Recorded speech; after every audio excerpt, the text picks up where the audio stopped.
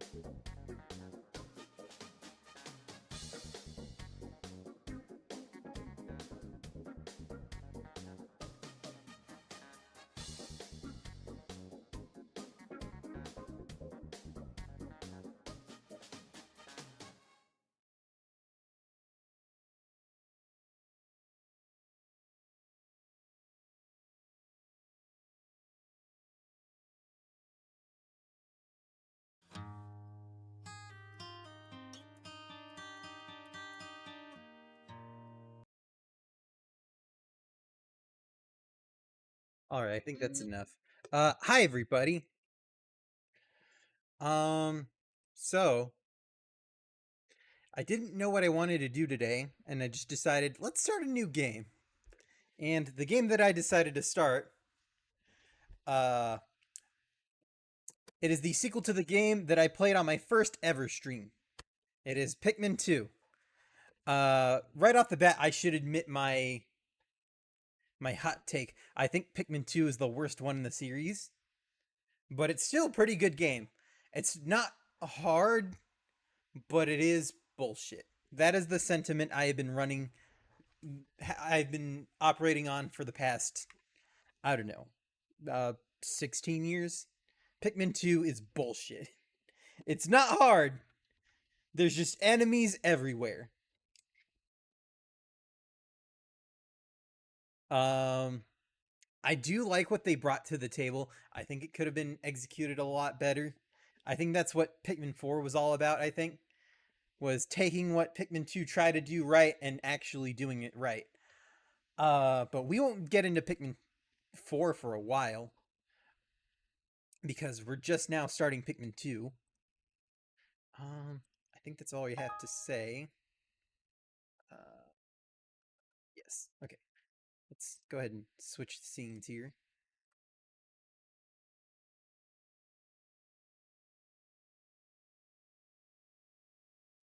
Yeah, this game is dope,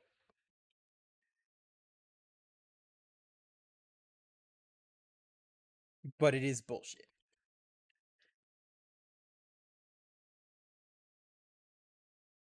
Remember, folks, being hard and being bullshit are two different things. Also, why is this taking so long?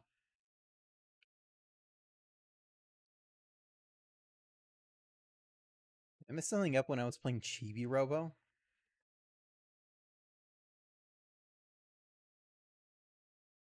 I think I did.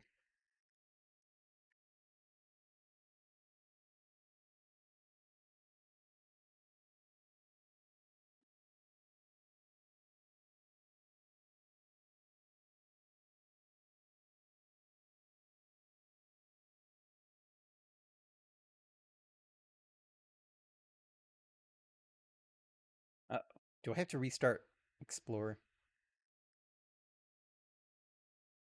I think I gotta restart Explorer. Give me 1 second.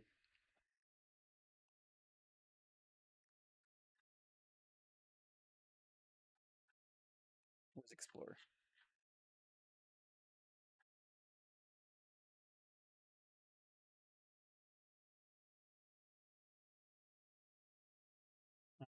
Explorer? Here it is. Wait, that doesn't mess anything up. Doesn't look like it did. My taskbar is gone. There it is. Wow, wow, wow, wow, wow, wow, wow. Hold up, hold up.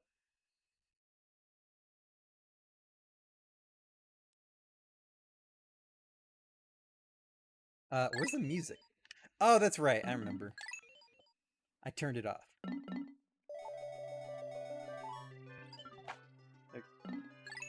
If anybody's watching, can you tell me if that's good? If the audio is good. Where's Briegel? Okay. I think we're good to go. I figure it might be a little loud.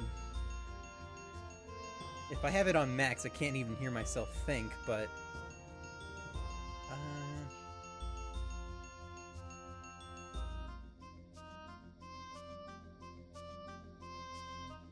Jiminy Jillikers.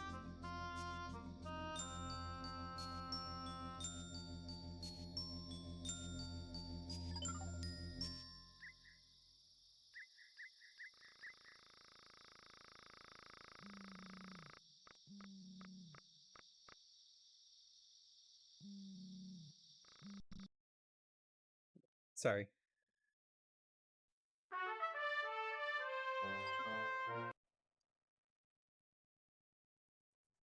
Consulting a friend, because I need to know this.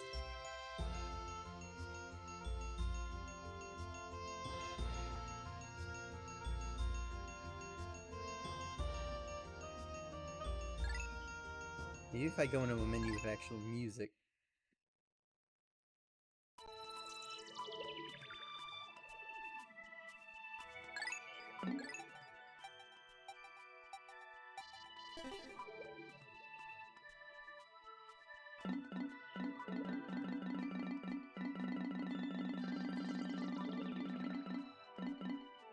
One moment, everybody.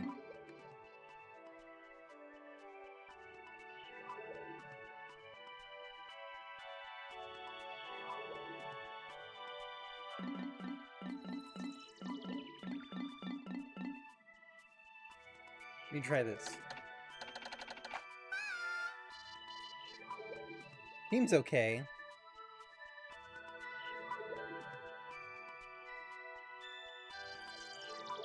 Volume mode black. That explains.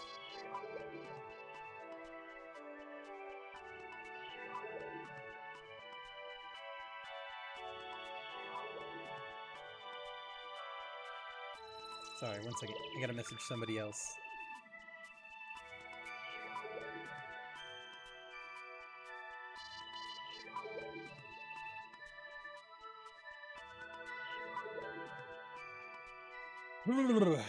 Alright.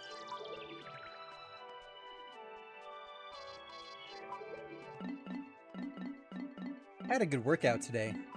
I taxed out, which is good. It's always nice. My arms are hurting, which is also good.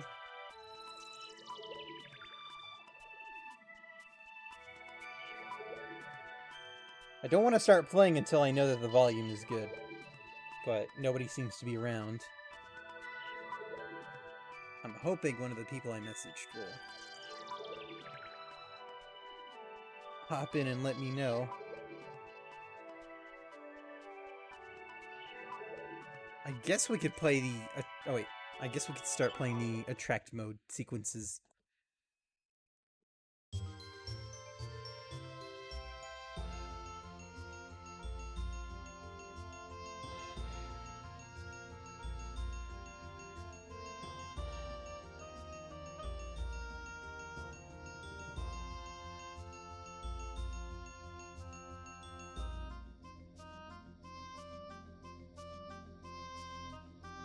Oh yeah, before for other stuff, I'd like to thank the Nautical Menace for following me. Forgot to do that at the beginning of the stream. I had the notification up for a while. I just didn't acknowledge it now because I didn't stream. I haven't streamed for over a week, so.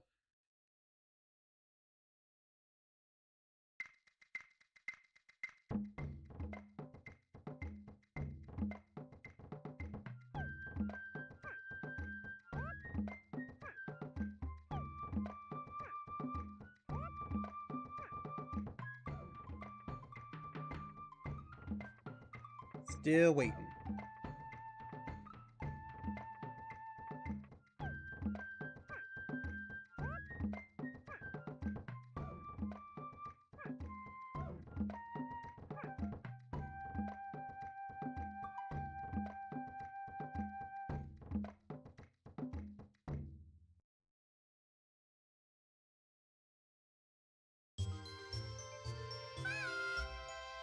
Hi, Briegel.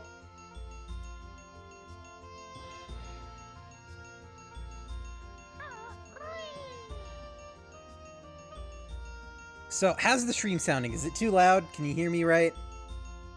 Sorry, I should have started talking once you hopped in. This is the biggest thing, I think.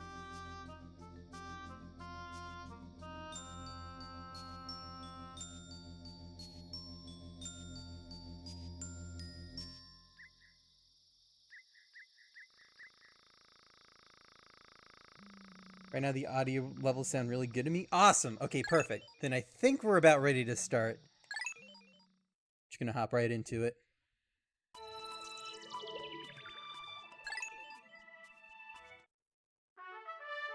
Hokotate Freight is a long-haul deep space shipping company. One day its only employee of any merit, Captain Olimar, crashed on an uncharted planet while on an interstellar vacation. There he was aided by indigenous creatures he called Pikmin. In the end, Captain Olimar escaped. But in Olimar's absence, his employer, Hokotate Freight, ran into financial difficulties. Gasp! Financial difficulties.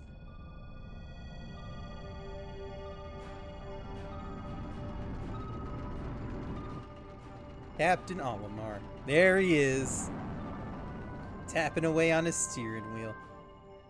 Planet Hokotate.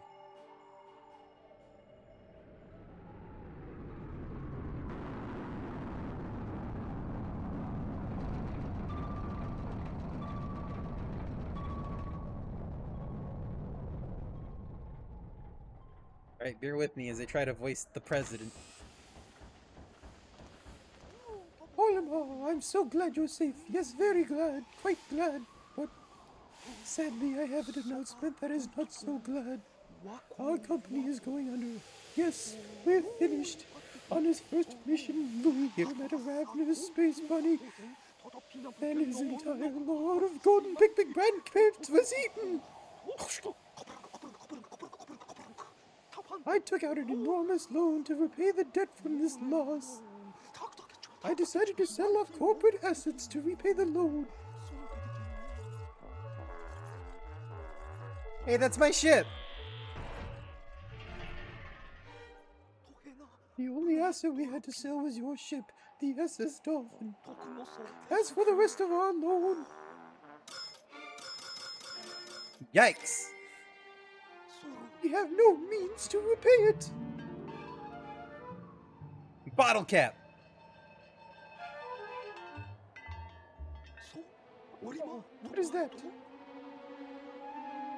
You brought that back as a souvenir for your kid?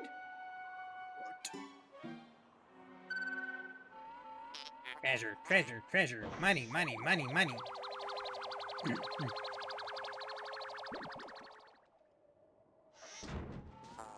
Initiating valuation of recovered treasure. This artifact is worth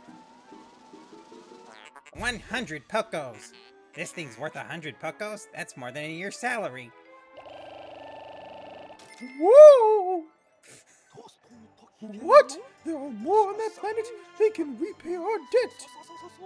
Louis! You don't look alive. You must depart immediately with Captain Olimar.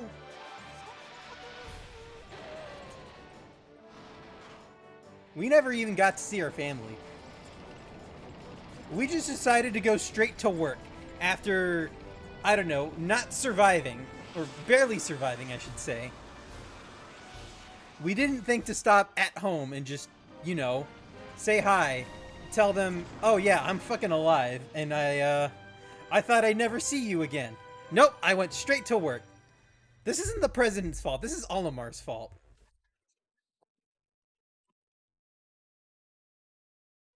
Okay? Olimar is an idiot.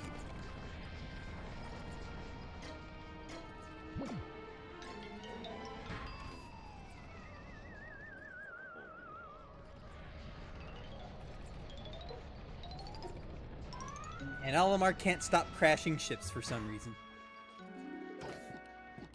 Ow, Jesus.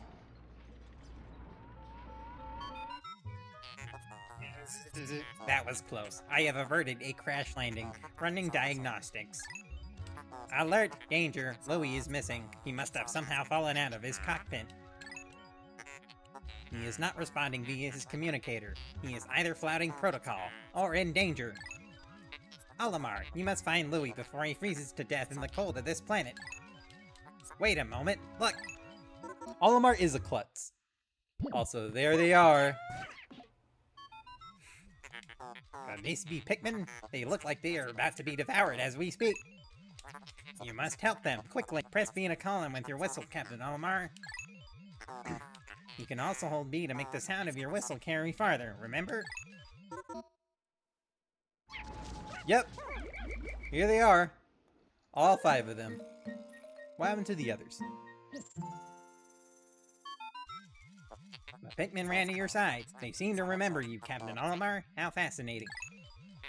Give them instructions and do not delay. Hold A to grab a Pikmin and release to throw it.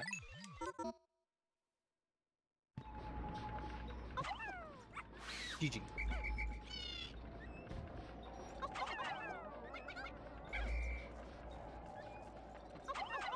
We're gonna throw our Pikmin up on this paper bag real quick.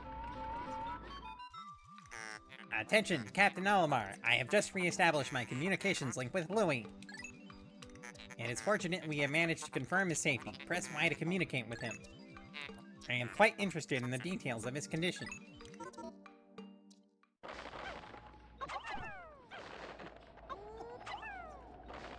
We're gonna switch to Louis, aka Fuckhead. Louis, allow me to assess your condition as per our safety protocols. Are you at all injured? Is that so? Then my concerns are eased. Our communication link shows you are nearby. Can you make your way to our location and rejoin us? I will navigate for you. Press Start Pause to contact me and obtain information about the terrain. Let's start pause. This spacesuit doesn't have any buttons.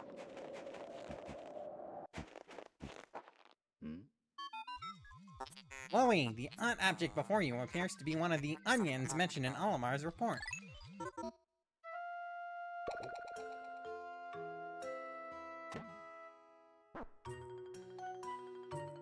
Red leaf. The seed the onion ejected just sprouted. According to Olimar's report, it can be plucked with A.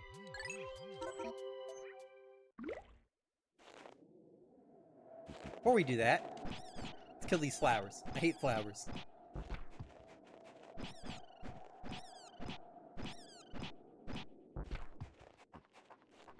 This one too. Screw you, wildlife. Screw you, Flora. There it is. Look at him.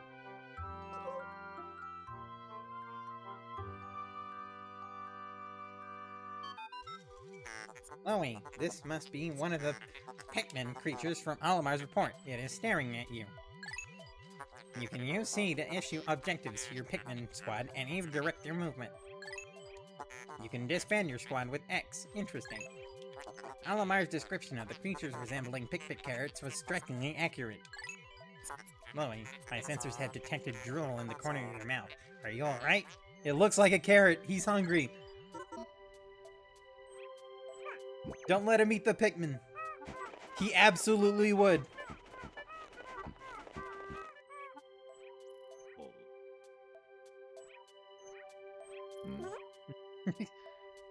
Hey, look at the camera. There's a battery over there.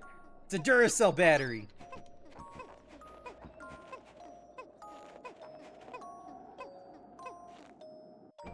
And more cutscene.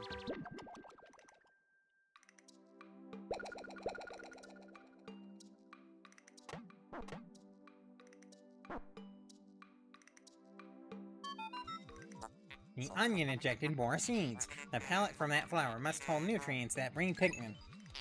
Yes, the Pikmin gathering nutrients haul them to the onion, and then further propagate the species. The onion is a Pikmin mothership. Reviewing Olimar's report, it seems that repeatedly tapping A lets one rapidly pluck Pikmin sprouts.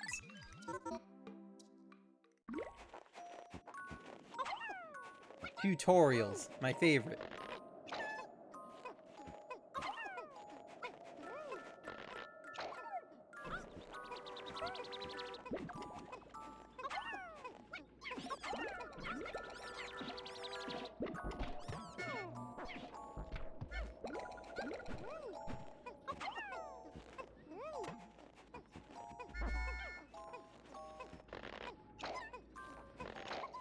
There really isn't much to do in this first day. It's kind of boring.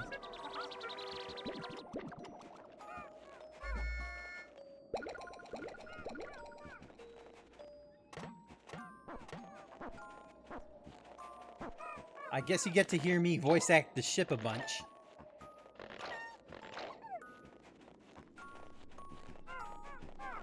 Look at that! It's a Duracell battery!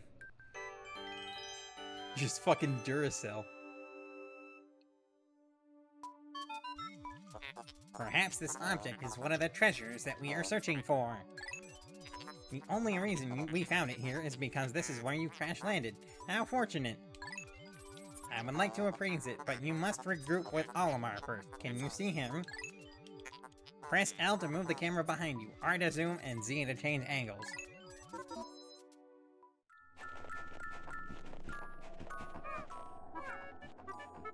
Let's go reunite with Olimar first.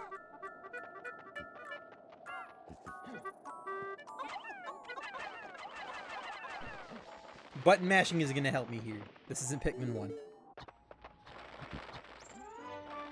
Olimar's happy to see Louie. Louie isn't happy to see Olimar.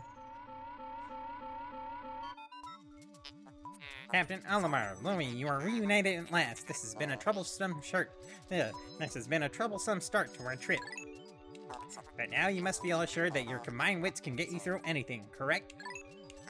From now on, use B to form a single group, X to take solo action, and Y to change leaders.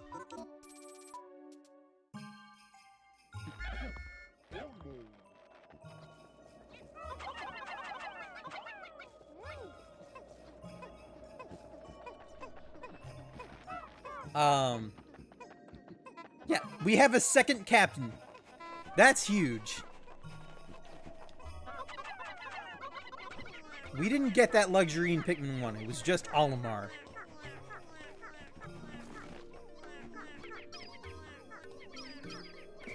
If we hit X, we can leave Louie alone. If we hit Y, we can switch to Louie. We can basically be in two places at once now. We don't have enough Pikmin to carry that back, unfortunately. That said, this thing here, this Dwarf Red Bulborb, will give us enough Pikmin to reach 20.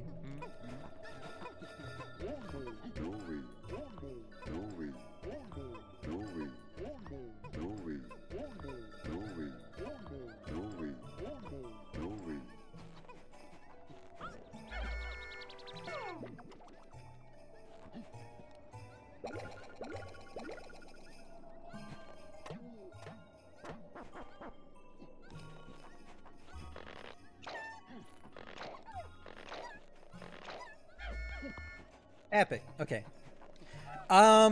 Just like Pikmin 1, I will not be resetting. Even if I lose a ton of Pikmin, we will just be playing the feud.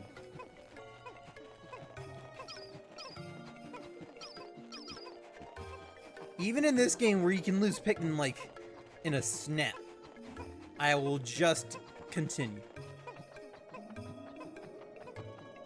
There was something. Oh yeah. Listen to the music right now. Hang on, let me switch to Olimar. Duracell product placement. Yeah, this game has a ton of product placement. Listen to the music right now. It's played at 4/4, right? It's played in a normal tempo, normal rhythm.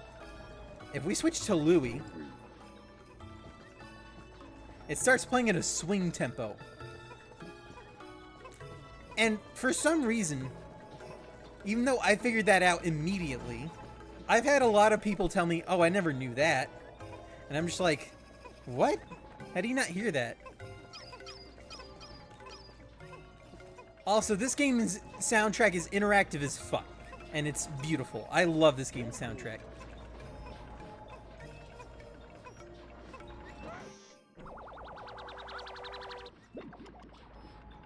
And we got the first treasure. It's just a D-cell battery. Name, Courage Reactor.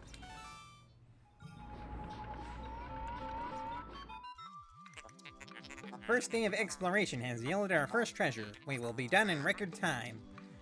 Record time? You mean this has happened before? How irresponsible is this fucking president? Hi, Allie. You're just in time. You get to hear me voice this stupid ship. I took the liberty of naming it when I appraised it. The name reflects my current thinking.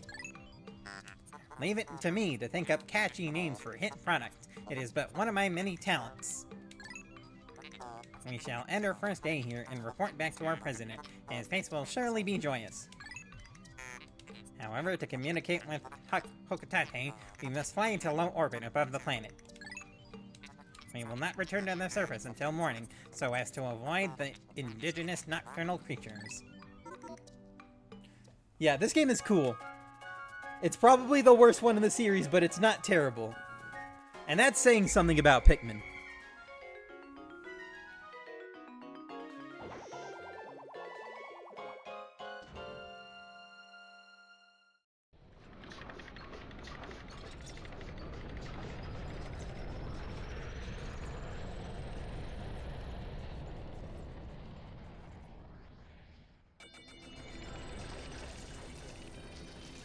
Today's report. We got one treasure worth 280 Pokos. We sprouted 20 Pikmin. New to Pikmin 2, this screen here tells you how many Pikmin you've lost in total, as well as to what. So things like battle would be like fighting enemies. Sunset means leaving Pikmin behind, and then you have all the hazards there. Chugga Conroy put it best. Oh wait, hang on. Let me voice act this. You found your first bit of treasure. Fine work. Our future depends on your efforts, so check your treasure hoard regularly. Check in often. Keep up the pace. Chugga Conroy put it best. Losing Pikmin to Sunset is probably the worst way to lose Pikmin, because those Pikmin died doing nothing.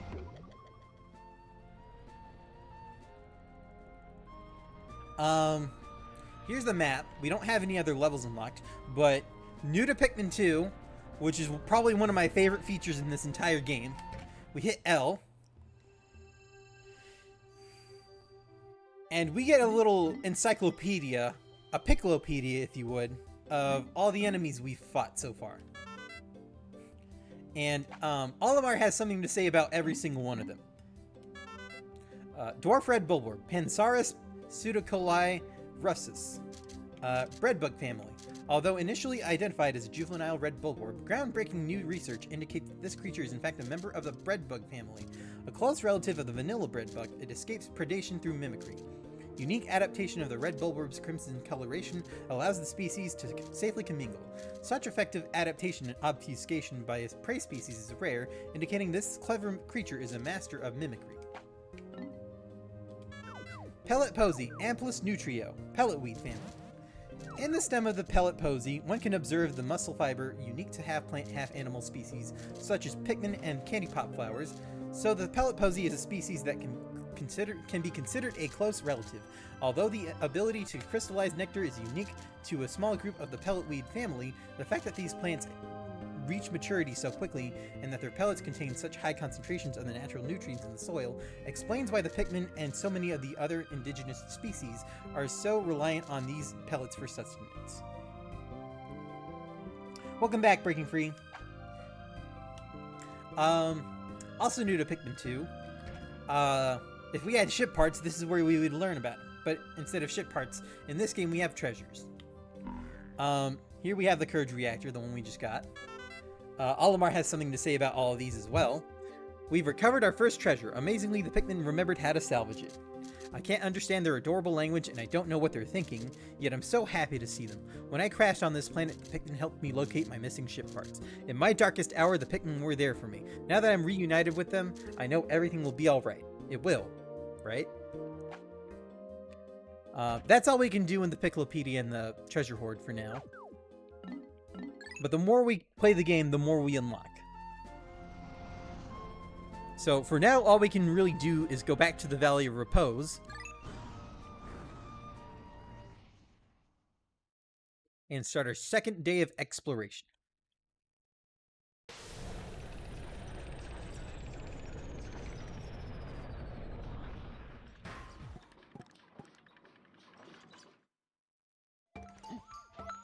And the ship has something to say right off the bat.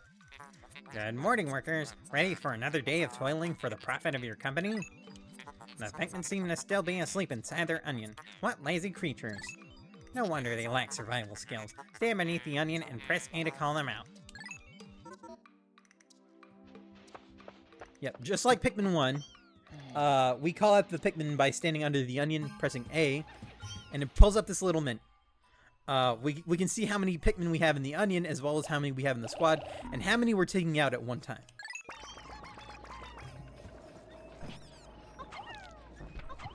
And right off the bat, there's pellet posies scattered all over the place. Sorry.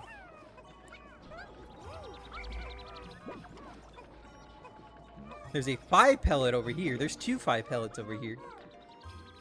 Just like Pikmin 1, you get bonus Pikmin. Or I should say, not bonus, but, you get the normal amount of Pikmin from a pellet if you take it to the same color as the onion. So if you take a 5 red pellet to the red onion, you get 5 Pikmin from it. But if you take it to a blue onion, you get, I think, maybe only 2 or 3. Same thing applies for these 1 pellets, which normally give you 2. But if you take it to the wrong color onion, you only get 1.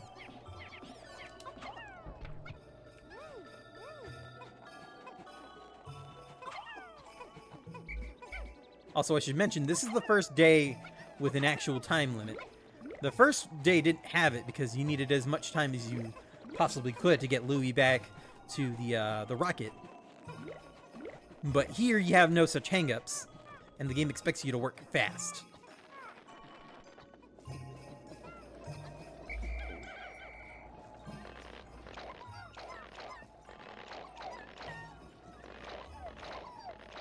Now, if you have both captains with you, you pluck Pikmin marginally faster. I think the difference is pretty unnoticeable. There's not much I can do until these Pikmin get these pellets in.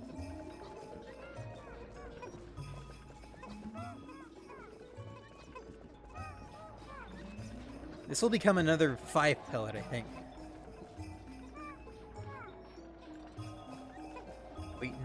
Waiting.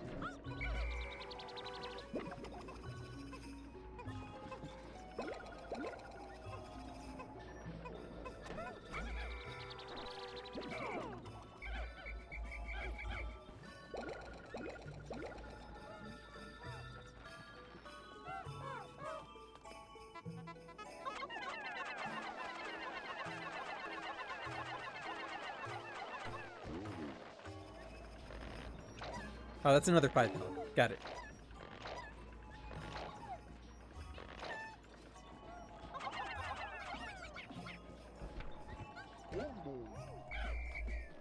We have our first real enemy here.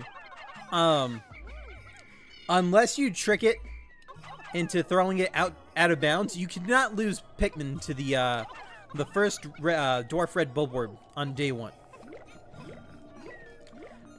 In fact, you can't lose any Pikmin on day 1, unless, like I said, you trick it to throw them out of bounds. Which is actually a speedrun strat. Speedrunners will call 1 Pikmin, and they'll throw it out of bounds, and that'll end the day.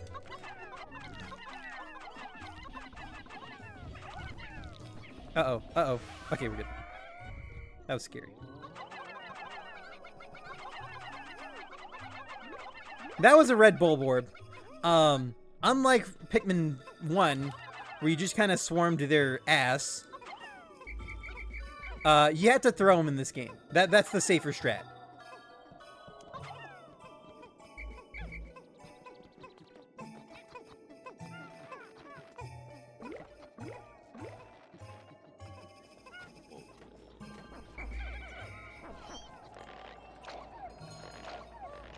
Hi, Cool Benny. Yeah, Pikmin speedruns are insane. I'm not a speedrunner. I'm very much a casual player, but it's insane what speedrunners do in this game. Like, they'll stand in this little hill here, they'll turn around, and they'll throw a Pikmin behind them, and it'll go out of bounds. On day 1, that'll end the game. Also, hello first-time chatter. Pleased to meet you.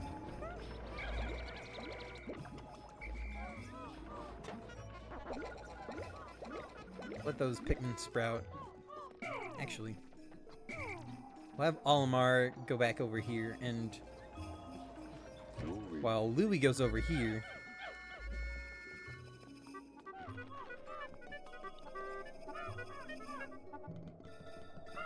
he threw up. Oh, wow. Good stuff.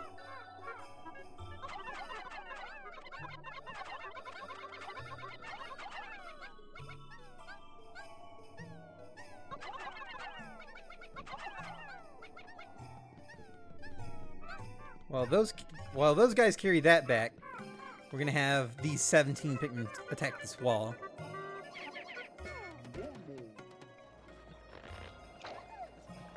Yikes! I hope you're feeling better.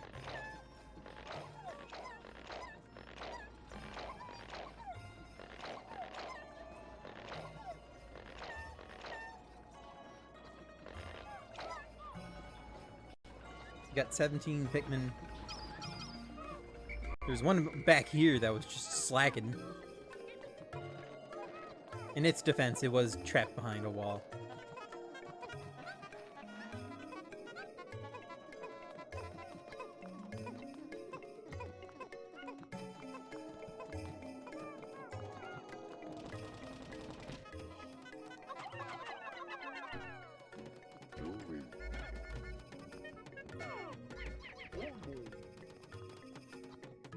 So those 8 will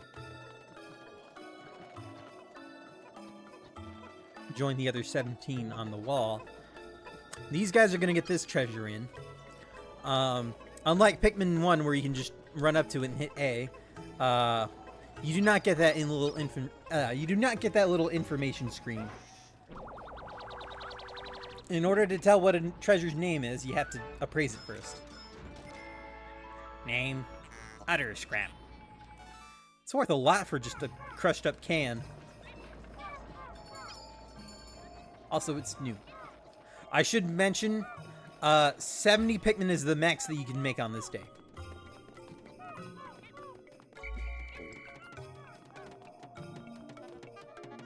And unfortunately, they're all pretty slow right now.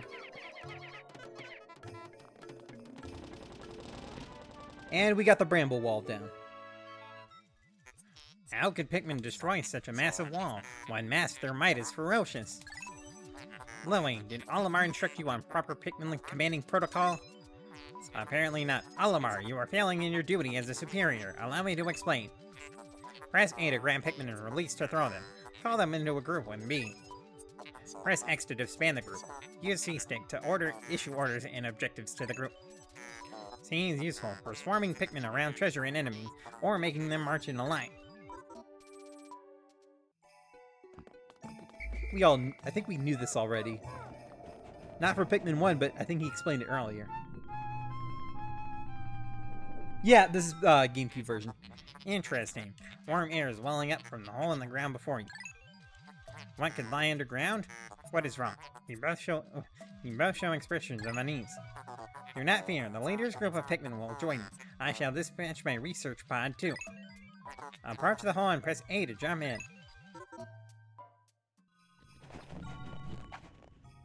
The first cave, Emergence Cave. No hazards. We got 17 Pikmin entering. Enter this hole with your Pikmin squad, yes. Yeah, this is the GameCube version. So, you're gonna see all the product placement. It's so dope that was the case back in 2004. Yeah, exactly. I definitely agree. Just make the actual, like, products in the game and a collectible. Also, the ship has something to say again. Intriguing. My heat sensors indicate that this hole's interior is warmer than on the surface. Analysis suggests subterranean areas may support different life forms than the surface. If you wish to check underground terrain, press start pause to communicate with me. I am not just a ship. I am an all-purpose support pod.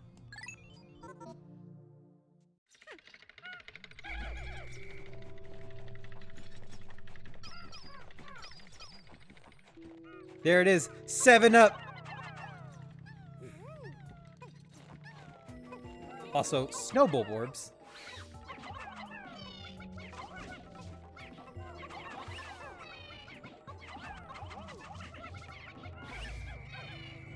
Aiming's gonna be weird on this controller, I think.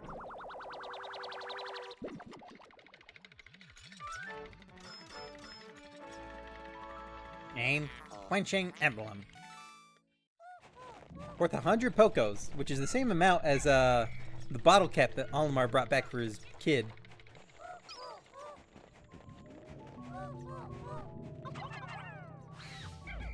GG. Citrus Lump. Oh wait, I spoiled the name of the treasure. I'm gonna try to not do that. Also, Ship has something to say. This hole appears to be quite deep. My sensors indicate more treacherous terrain ahead. Loey, do recall that you could adjust the camera with L, R, and Z, correct? Your expression suggests you do. Excellent. Then approach the hole and press A to enter it.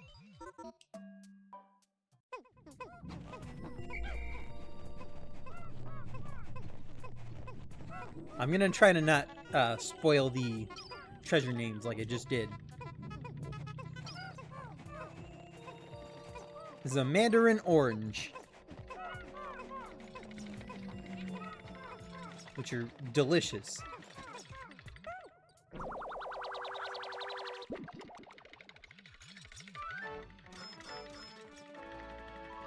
Aim, citrus lump.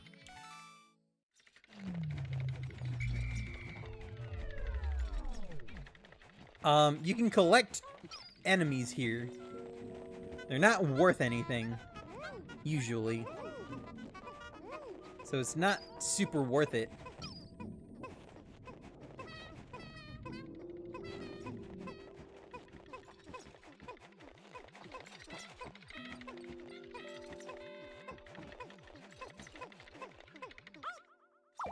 Yeah, the ship doesn't like you collecting creatures. How can you possibly consider this beast a treasure? Beasts are incompatible with my circuitry. I suppose I will store your finds in my hold. But I do not think beasts will be worth much.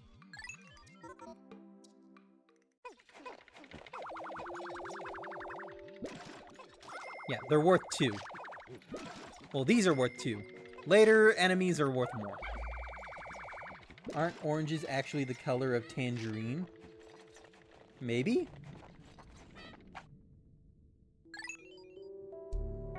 If you want to split hairs, probably. I mean, isn't tangerine just a shade of orange?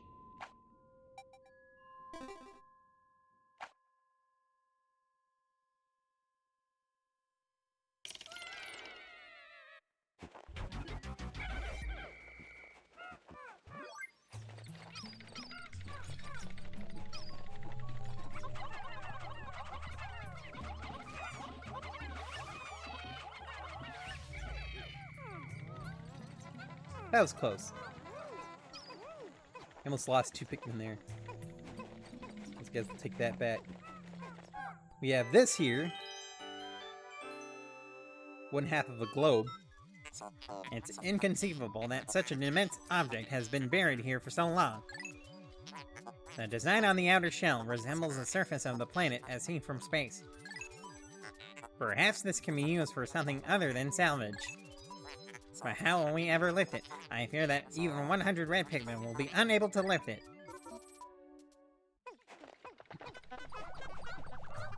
Enjoy your soup, Benny. Thanks for tuning in.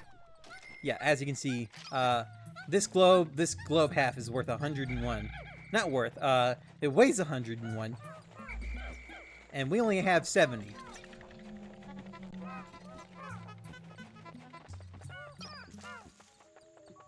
Another snow boulder over here.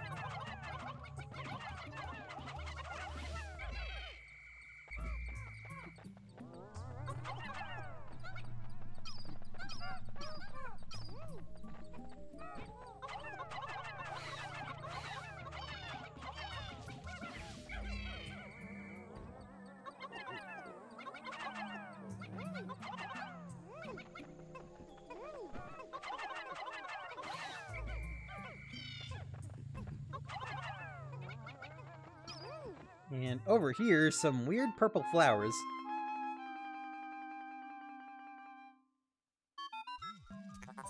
Astounding! A flower blooms in a cave deep along the snowy landscape.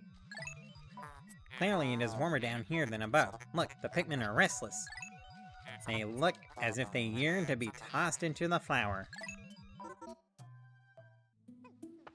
Yep, these are candy pop buds. Remember these from the first game? Only now we can only convert up to 5 at a time.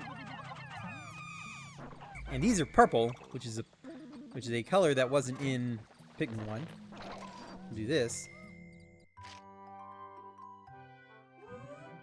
Wham. Wham. Look at him. Amazing, a purple Pikmin. It has hair and is quite stocky. It is very heavy and strong. This kind of Pikmin was not mentioned in your report, Olimar. It must be an entirely new type. Transforming Pikmin by tossing them into flowers? Intriguing. Perhaps there are others.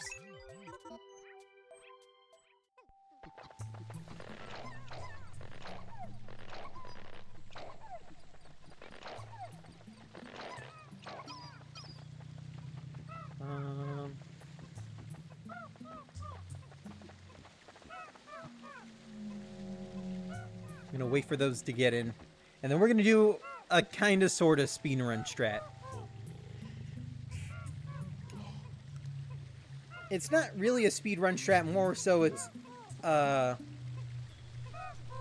exploiting the game's code, I guess.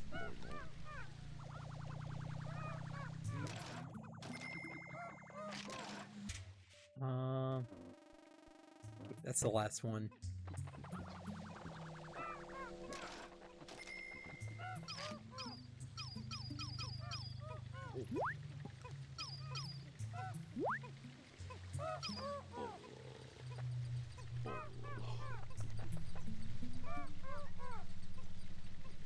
There you go. Okay.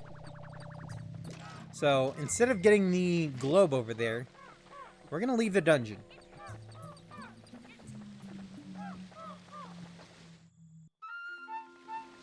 It's a huge geyser. Astounding! Water is shooting out of this geyser with incredible force. Sensors indicate it has enough power to launch you into the air. Approach it and press A to try.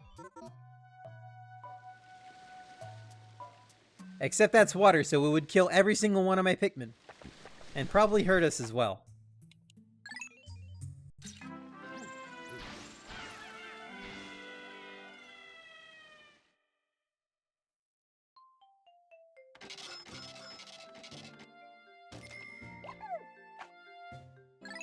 I'm gonna save. The Emergence Cave only has 3 treasures, but one of them is locked behind knowing what purple Pikmin are and how to get them.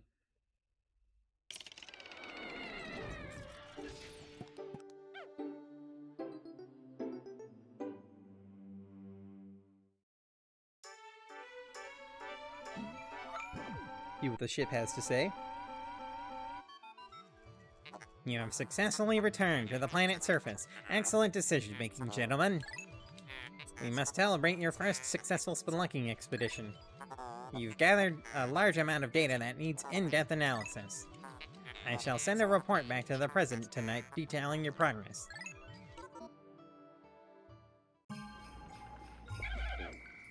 And apparently there's pellet posies here. I thought the max you could make in this level was 70, but I guess not.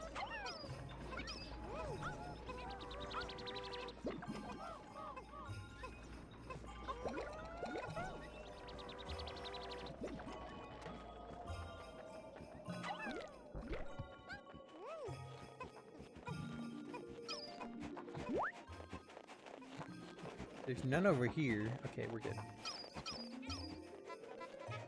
So it seems that the actual max is 76, which is a weird number, but, you know. Pikmin are Pikmin.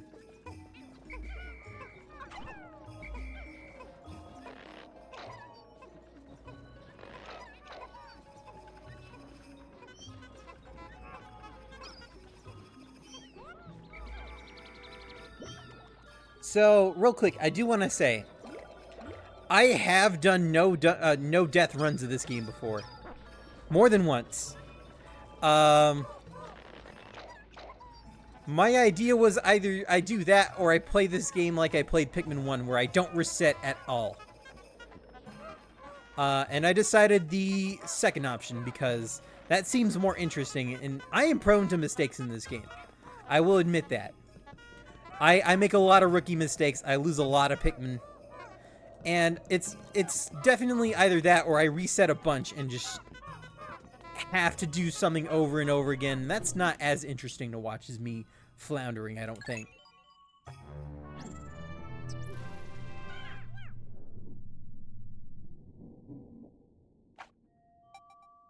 One thing about the way I play video games is I like to enjoy the struggle. I tend to look at something where I mess up a lot and I'm just like, ha! Alright, time to do this better.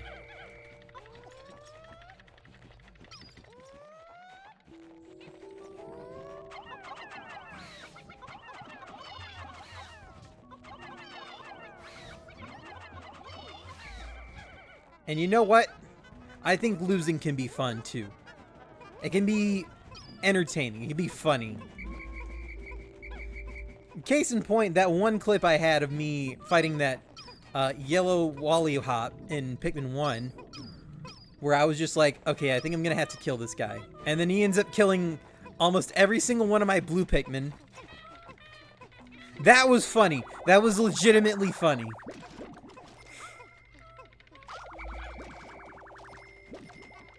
And I didn't feel bad about that because, you know, mistakes happen. You're gonna screw up in video games. That's what video games are for. You learn from losing.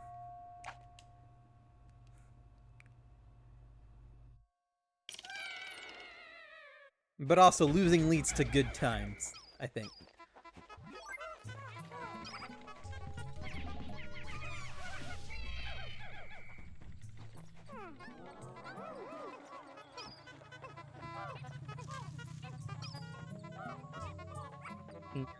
Die! Wow, he bit Louie.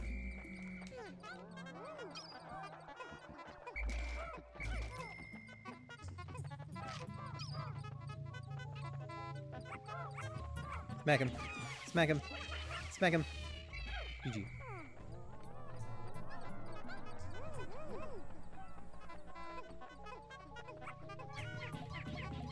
Smack him. GG.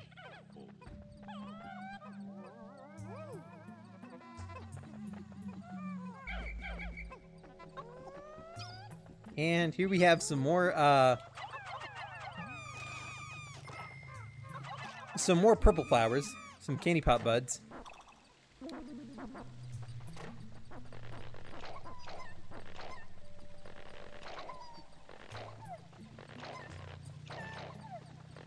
And that puts us at 20 purple Pikmin in total, which is a lot, at least starting off, so far.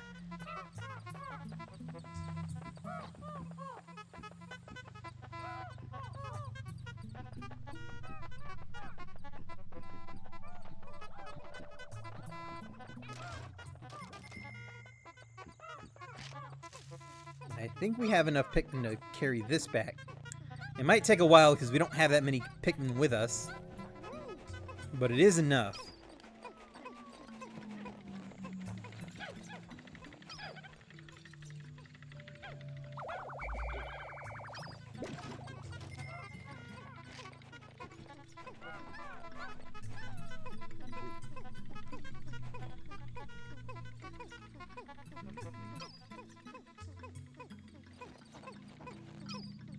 Just like in the first game, the more Pikmin you have carrying something, the faster it goes. Usually. I think exceptions do apply in some instances.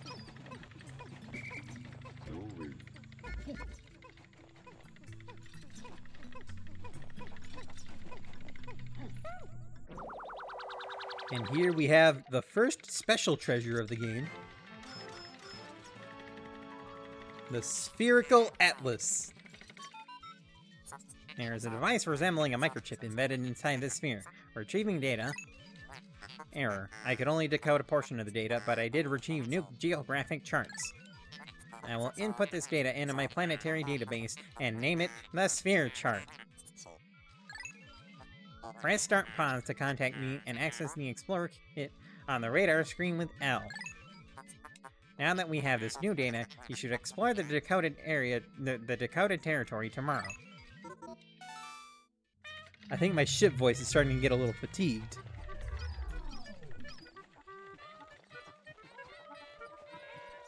Which sucks because the ship is a chatterbox in this game. And I don't want to suddenly just stop voice acting it. I've already gotten this far.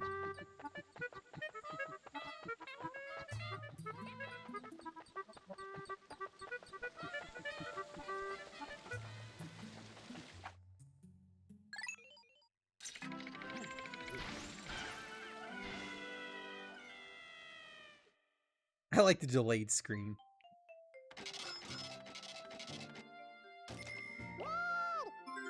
And the cave is clear.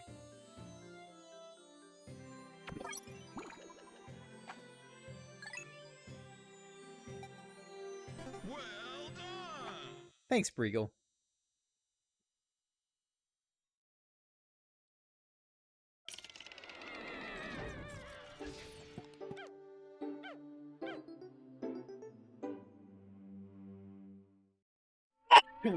Excuse me. Olimar and Loey, since you will explore a new area tomorrow, today's work is done. What? You still want to work? Unacceptable. You may not realize it, but you are exhausted. You should take a much needed rest, as you will have all the time you need to collect treasure. Haste makes waste, so take it slow and steady. Yeah, he ends the day here. For some reason.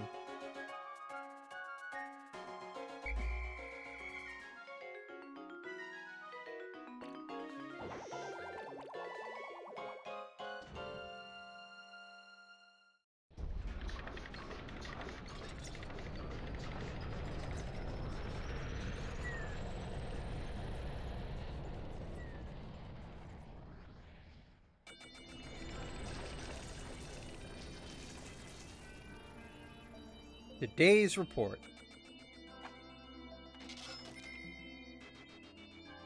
So we got the Spherical Atlas, the Outer Scrap, the Citrus Lemon, the Quenching Emblem, and 44 Puckos worth of enemies. We sprouted 36 red pigment today, and we sprouted 20 purple pigment today. We currently have 76 pigment in total. I won't be doing this every time we get to this screen. Oh wait, whoops. Let me go back to the previous screen before I voice that. Yeah, we have lost no pigment so far. We will lose a lot of pigment in this game, trust me. Baby steps first, Olimar. Plan well and don't worry about me. Our debtors with happy Hokotate savings alone, after all. Besides, there's nothing left to repossess, so hurrah! Go and save the game.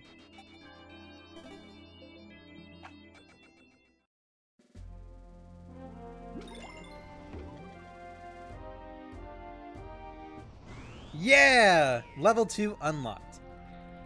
And we have more people in the... Is a zero casualty run possible? I was saying this earlier, Breagle. I have done it more than once. It is stupid, because you reset a lot in a no-death run of this game. And I was saying it was either I do a zero-death run of this game, or I play this like Pikmin 1, where I don't reset at all. And I opted for the second option because it's more interesting. I'm going to mess up a lot, and I think those instances will be funny to watch. Anyway, we have any folks in the Picklepedia. We have a red bulborb. Red bulborb, Oculus kageyami russus, grubdog family. This large organism has the familiar mandibles and cranial morphology of the grubdog family, as well as the characteristic bulging eyes. As with most grubdogs, the creature's cranium comprises half of its total length and girth. Showing a scarlet abdomen with white spots, this creature is primarily nocturnal, choosing to prey upon smaller creatures returning to their nests. Originally classified as the spotty bulborb, further research has reclassified this species as the red bulborb. Subspecies of varied colors have recently been discovered, but academics are divided into two rival camps over how to handle their classification. You're good, you're fine. You were grubbing up. I respect it. Snow bulborb, Pansaurus pseudooculi frosticus, breadbug family. Like the dwarf red bulborb, the snow bulborb is a member of the breadbug family that seeks to survive through imitating the appearance and behavior of a bulborb. Its pale coloration and blue spots make for easy identification. In particular, this organism mimics the hairy bulborb, but is of course unable to grow the hair that gives the hairy bulborb its name. However, as the hairy bullwort has been known to lose its hair in certain circumstances, the snow bullwort is an effective mimic that is often mistaken for a member of the same species. Violet candypot bud, Flora puniceus, candypot family. Research from our most recent expedition has confirmed the presence of candypot buds in subterranean regions. Considering the microecologies this plant has been found in, one could surmise that it could be found in any cavern regardless of geographic region. Tossing Pikmin into this flower results in the release of purple Pikmin seeds, regardless of the color of the Pikmin tossed in. This variety of candypot bud contains robustly odoriferous oils. If candypot flowers could be cultivated, there is no doubt that the plants would offer multifaceted benefits to the cosmetic, medical, and tourist industries. Clovers. Clover, Quatrius infectum, clover family. This is a naturalized species. These plants are extremely persistent, and with the assistance of a symbiotic fungus that grows on its roots, the species is able to survive even in drought conditions. Typically, its leaves come in groupings of 3, but intense impact on the leafing stem early in the development cycle can result in an extremely rare 4-leaf cluster. So just like real life. Oh wait, the treasure hoard. Forget.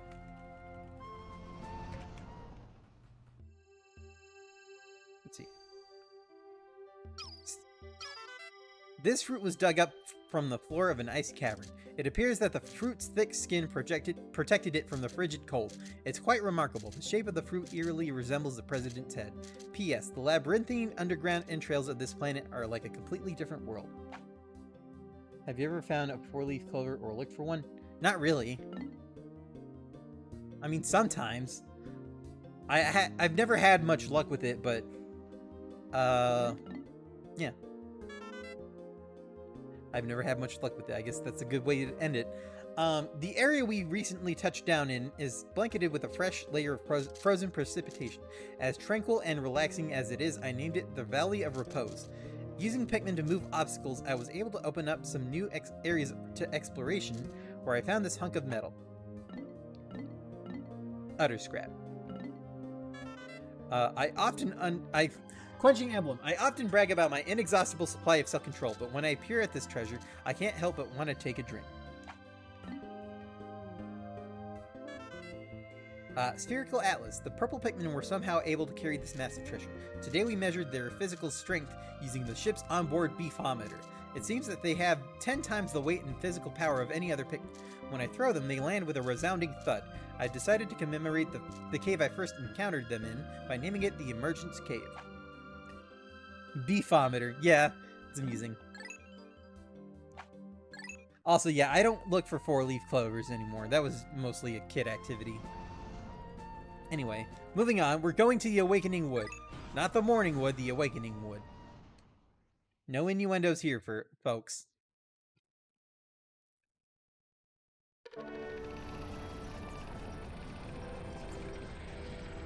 Ah, that flyby is so cool.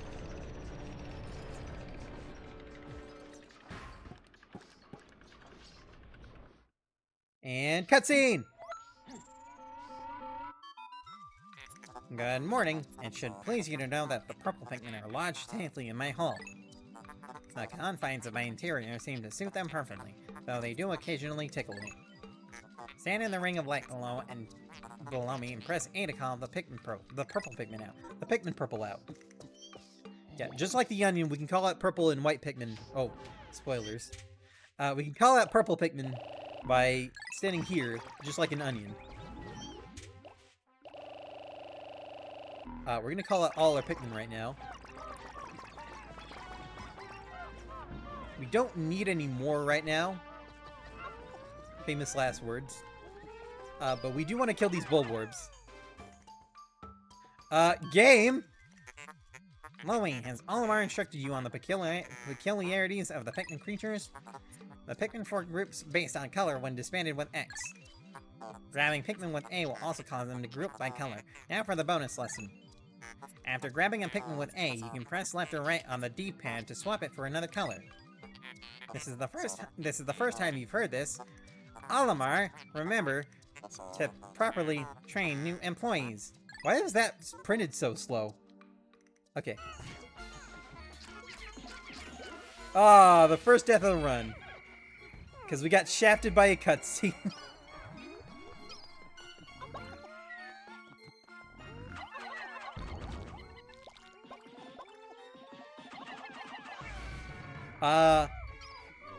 Yeah, that was unfortunate.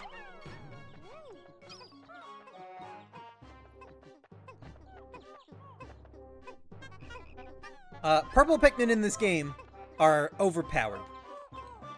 Unfortunately, the game pretty much expects you to use them, just with how many enemies they'll place in one place. Or how tanky some of the enemies in this game are. We'll get one of these Dwarf Red Bulborbs to replace the one that we lost.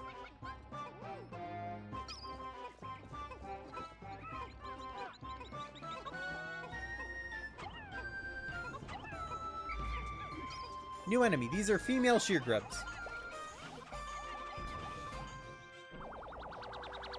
We're gonna get interrupted by the treasure. Name? Sunseed Berry. And we have recovered 10% of the debt.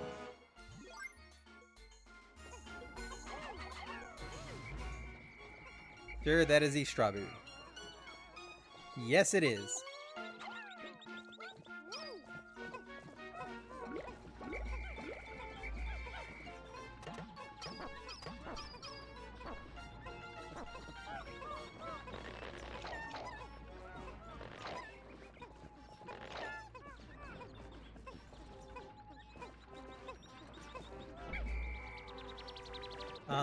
What else can we do? There's a treasure up there that we can't get quite yet.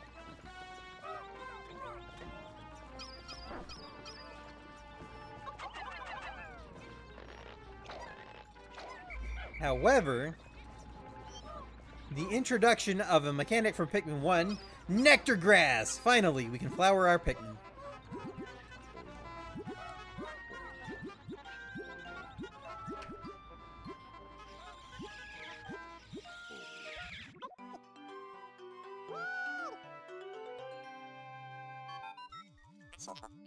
Pikmin that drink the yellow nectar instantly matured into flower Pikmin.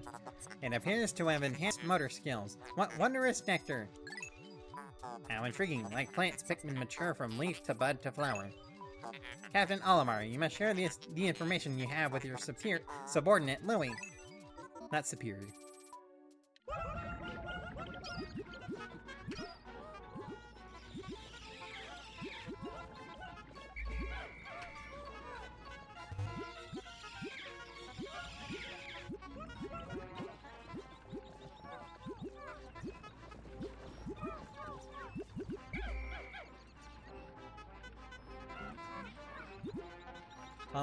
Okay. We have a couple Leas in here. That's fine.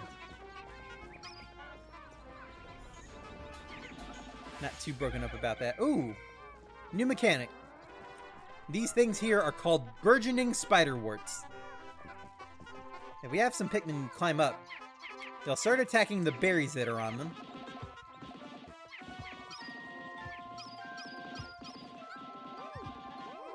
And they immediately seem to know where to take them for some reason.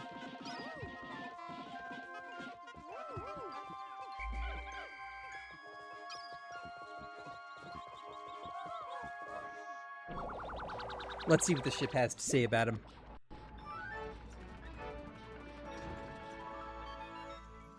Astounding, this red berry contains an ultra-spicy essence. It does not appear to have any monetary value, but I shall research potential uses for it. Bring me another specimen.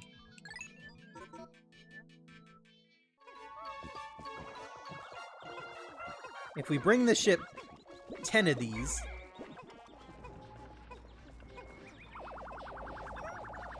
hurry up, please.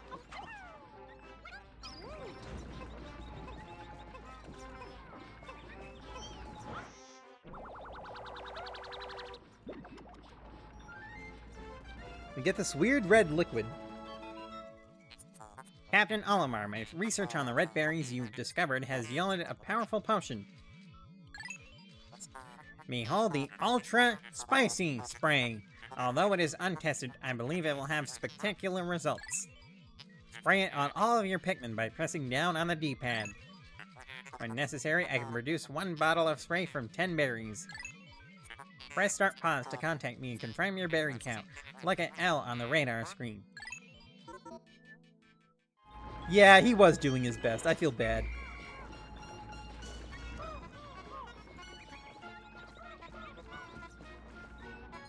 That red Pikmin is owed an apology. These berry plants will regenerate every couple minutes. Oh, well, now I guess. We'll have a team work on the berries, and we'll have some Pikmin work on this bramble gate.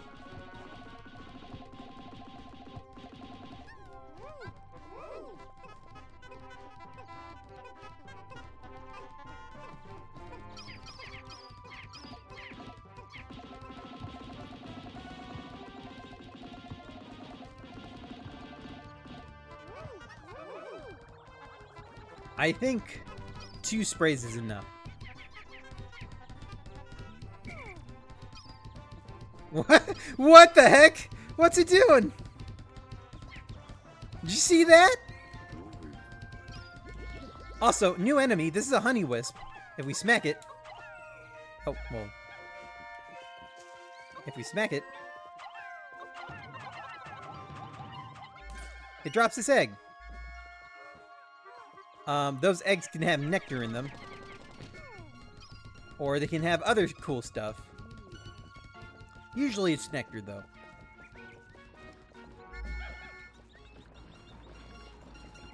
My control stick is getting stiff. I need to buy some, like, lubricant or something for it. I've only had this controller for a year. It's one of my favorite controllers. I really hope it's not breaking.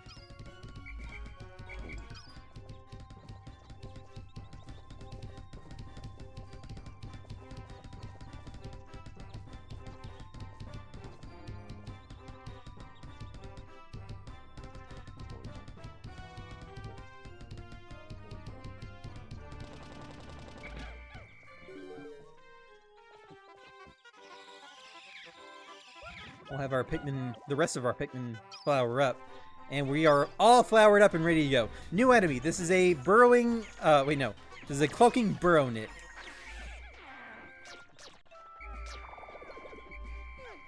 Real easy, just swarm the front of him. Another new enemy. That is a creeping chrysanthemum. Uh-oh. I lost a purple Pikmin. That is unfortunate. Where is my other Pikmin? There you are. So we're down to 19 purple Pikmin. We got 70 reds.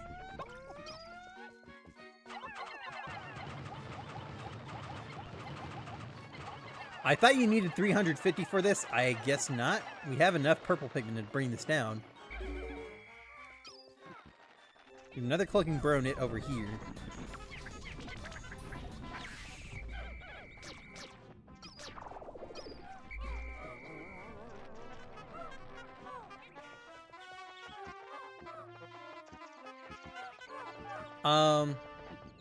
So if you have enough purple Pikmin, you can go to that dungeon next. But we're not going to that dungeon next because I typically go to this one first.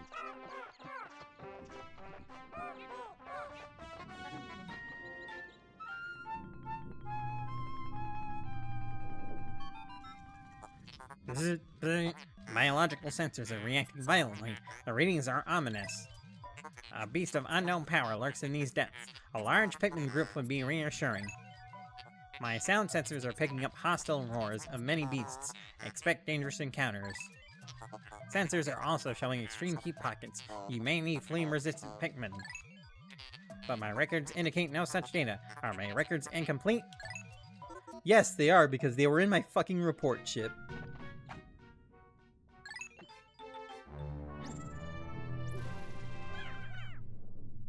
I'm glad you got a kick out of that. Hole of Beasts, sub-level 1.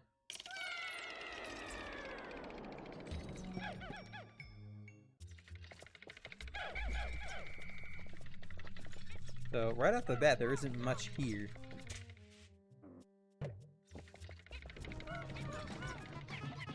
Here's a female sheer grub.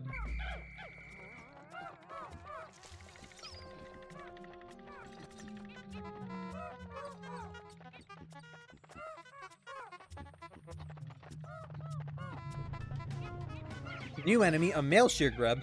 These can pounce on your Pikmin and start consuming them.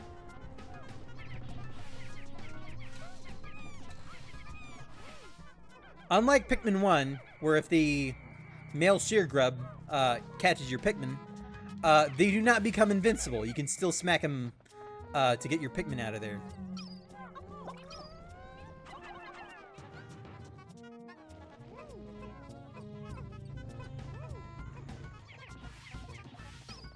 Yeah, in Pikmin 1, if a male sheer grub caught your Pikmin, they would be invincible until they finished eating it.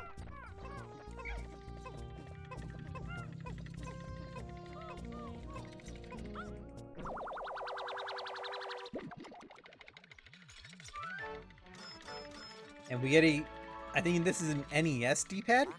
The Stone of Glory!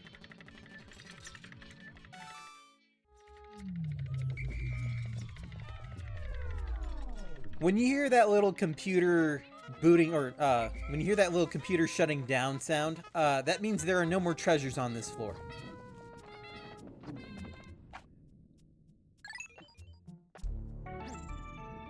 So, we're ready to go. I didn't want to collect any of the sheer grubs because they're not worth anything. They're worth 1 Poco at most.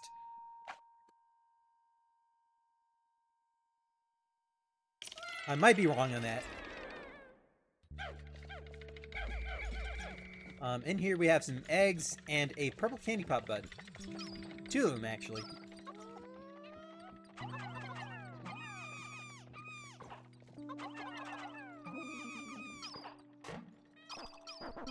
Now, unfortunately, when you throw Pikmin into candy pop buds, they do lose their flower if they had one.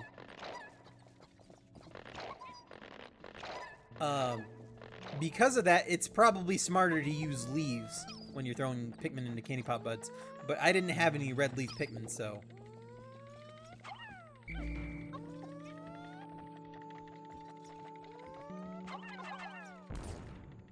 Ooh, right off the bat!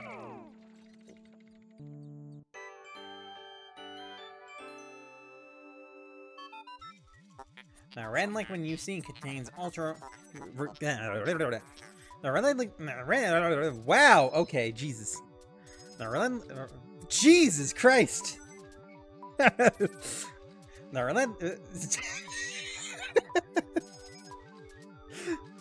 red liquid you see contains refined ultra spicy essence. 1 drop contains 1 dose. Press down on the D-pad to spray this extract on your entire group. I'm gonna have to clip that. Jesus Christ.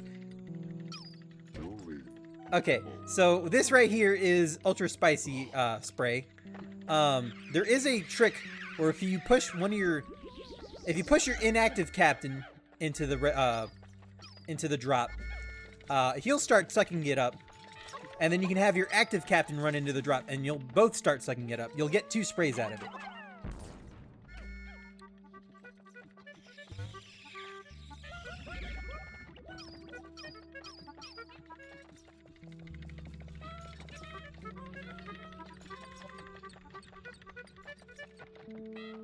I'm gonna have to rewatch this VOD and go click that stutter session. Jesus. My stutter is funny.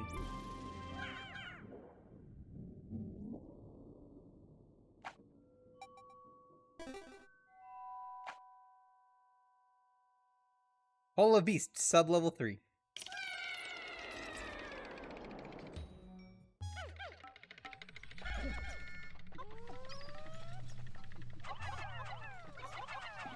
There's a lot of fire here.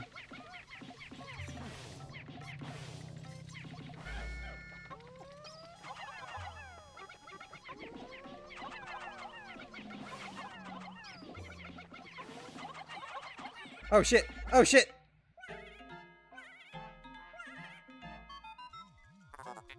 Emergency! Pikmin are suffering. If you blow your whistle with B, you may be able to help them.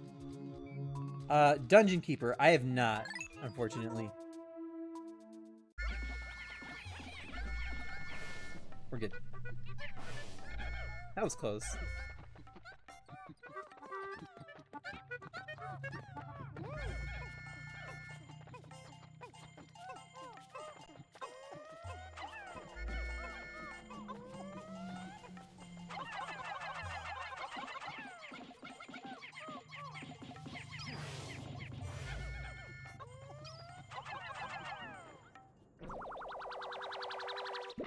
And we get a Mahjong tile. What is it called? The Strife Monolith. What is Dungeon Keeper?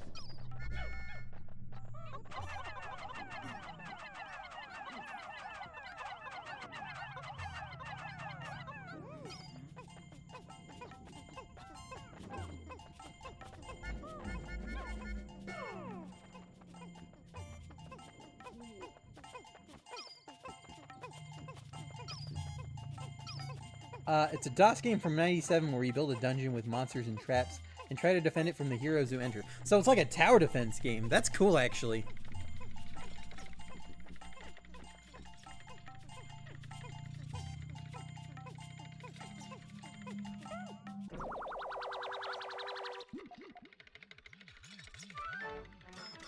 And here we have a Famicom disc. The Cosmic Archive. The Famicom Disk System was a peripheral for the Japanese version of the NES. I don't know what game that is. I know it was like remixed for Nintendo Land. But basically the Famicom Disk System, I think, was a stronger version of the NES. Marginally stronger, I'm pretty sure. The cave here just reminded me a little bit of it, and it seemed like a game you'd be into, so I wondered. Yeah, no, I've never heard of it, but the premise sounds cool.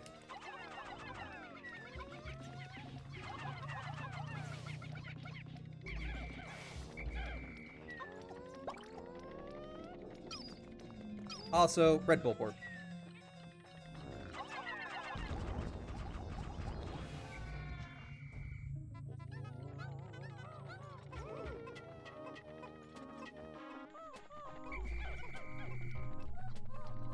There's nothing over here. We get our next treasure. It's a Game & Watch.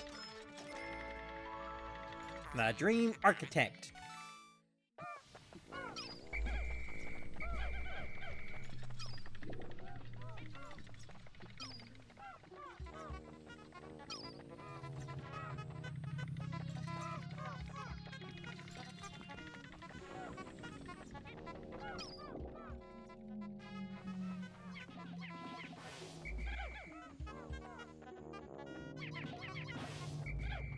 And there's a Nintendo Ace here. Fun fact, Nintendo used to make cards and toys before they started making video games.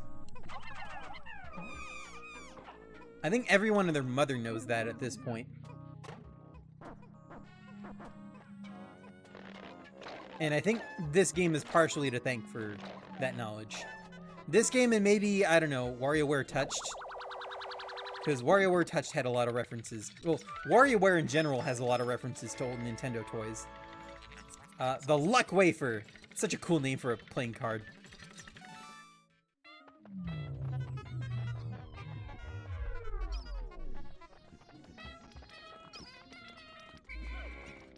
What else is there?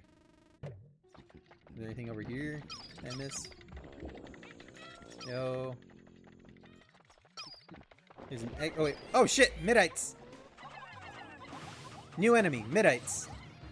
These will pop out of the ground or from eggs, and they make your Pikmin panic. If you throw purple Pikmin near them, they all die at once. In Japan, you live near the Nintendo HQ in Kyoto. It's not Nintendo anymore, though. That's cool, actually.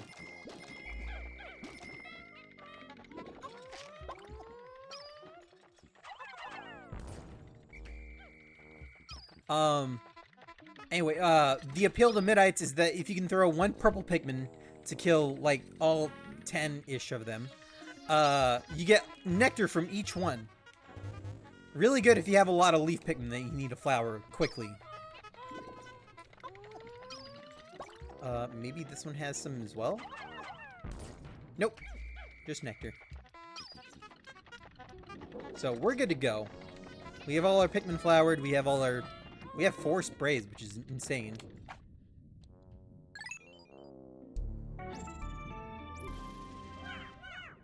Moving on. What do we got? First, we gotta save the game. Hole of Beasts, sub-level 5.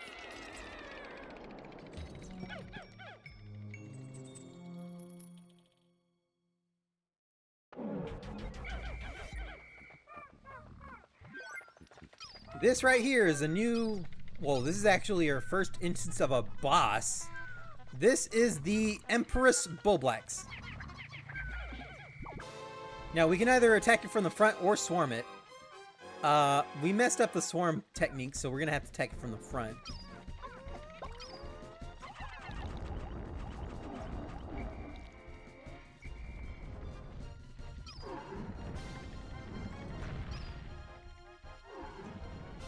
Yeah, after a while, it shakes off your Pikmin and starts rolling. If your Pikmin are under her when she rolls, they get crushed to death.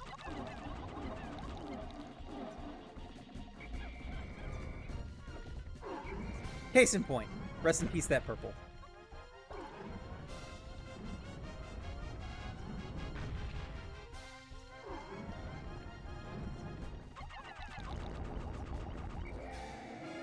And she's dead.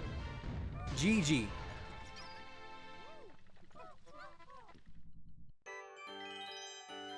And she drops something called the Electronic Love Tester, another Nintendo toy. How bizarre. This device is emitting black light. It must have been ingested by that creature. What an absolutely repulsive life form. Our return to Hokotate cannot come soon enough.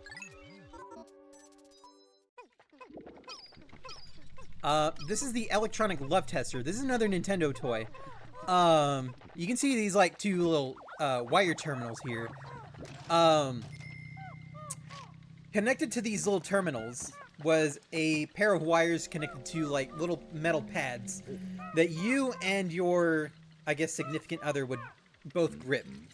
I think it was dependent on your body heat that the needle would move left, or would move right, and it would basically, it's like a little game. I think WarioWare Touched has this as an unlockable mini-game, so to speak.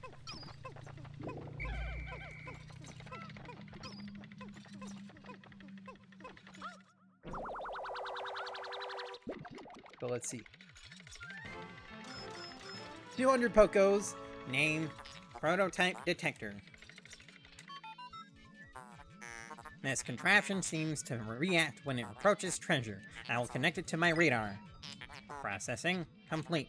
The treasure gauge is now fully operational.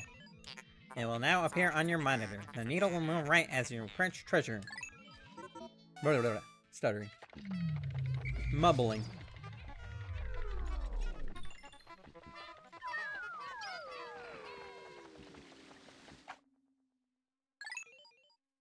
And there's nothing left to do in the Hole of Beasts, so let's get out of here.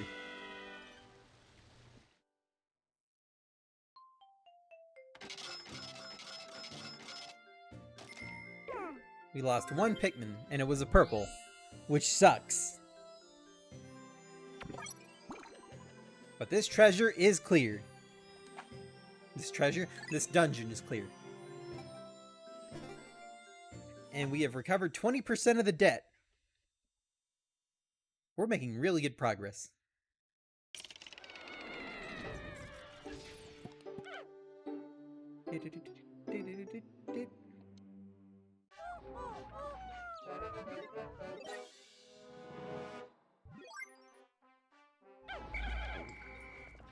We have no leaves, so we're just gonna go... Wait, first we're gonna do this.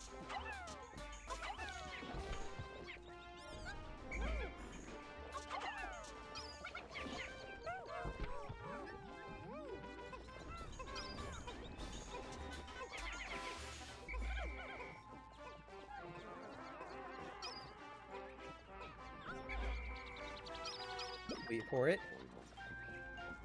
There's water over there, just like in Pikmin 2, or Pikmin 1. Your Pikmin cannot swim. So, sending them through water is a good way to kill them all.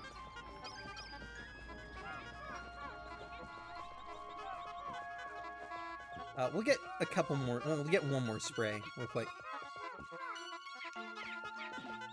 Oh, we actually have to hurry. We're not doing so hot on time.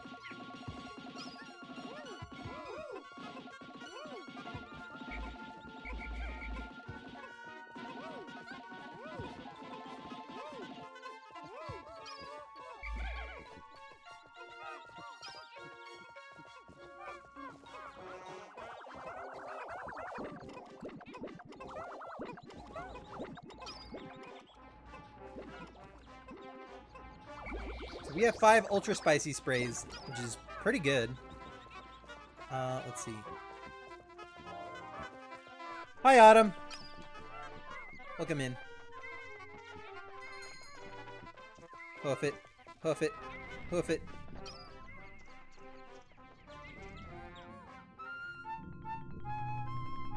Here we have our next dungeon.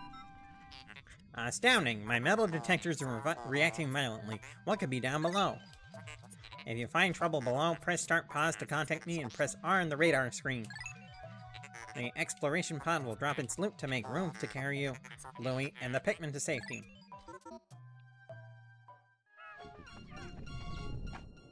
Yeah, if you ever want to call it quits, you can just press give up and escape on the status screen. Anyway, moving on to our next dungeon, the White Flower Garden.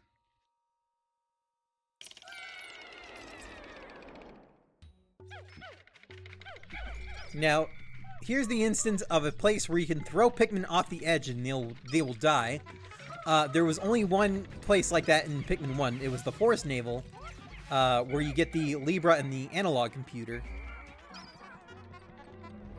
There are a lot of caves with this kind of like jump off the abyss and you will die layout. Anyway, some female and male shear grubs. There's nothing over here.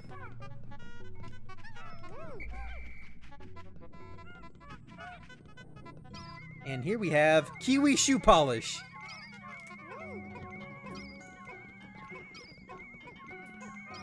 Poor Dovin.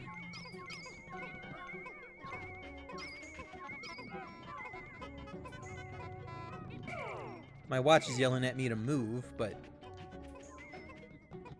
Oh wait, no, it's yelling at me that I am moving for some reason, which is funny. And we've collected this, the sub-level's only treasure. Shines, nourishes, and protects since 1906. Alien Billboard, 80 Pocos.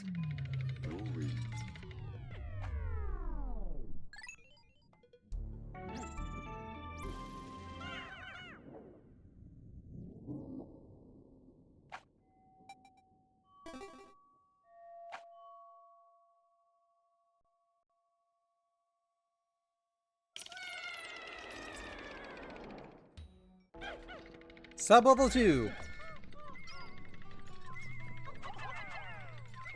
There's a treasure right here, right off the bat. And one over here, too.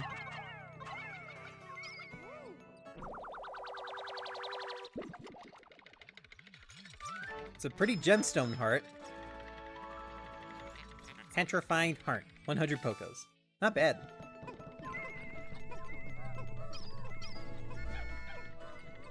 Let's see, what else we got? New enemy, Fiery Blowhogs. These are pretty much the same as they are in Pikmin 1. Maybe a little bit weaker. And you can stun them, which is funny. Dr. Pepper. Drought Ender.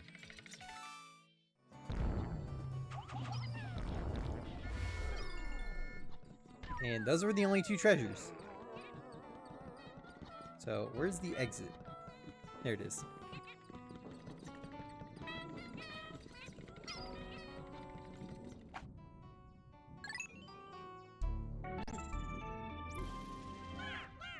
Jump!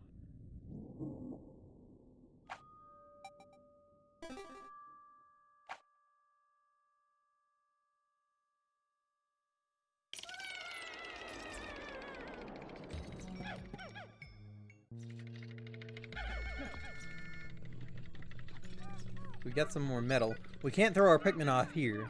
This is a safe zone, so to speak. And look! More candy pop buds.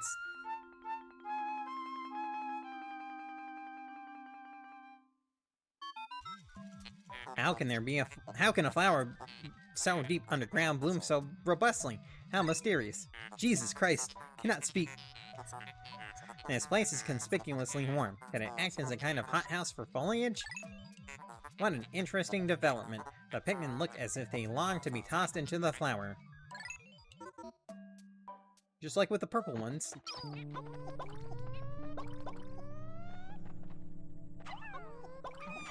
Toss them in.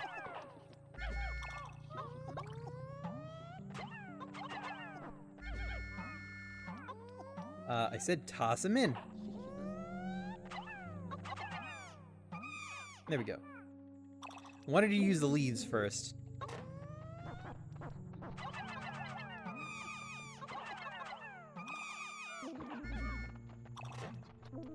I bit my tongue. Look at him.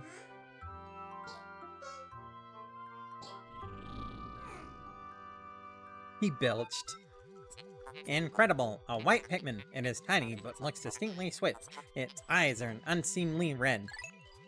This type of Pikmin was not mentioned in your notes, Olimar. It must be an entirely new type. Our data record on this type is a blank page, since a certain captain never documented them. We must experiment and make detailed observations for the benefit of future generations. Hey, fuck you, ship. I didn't see this type. I didn't go into caves.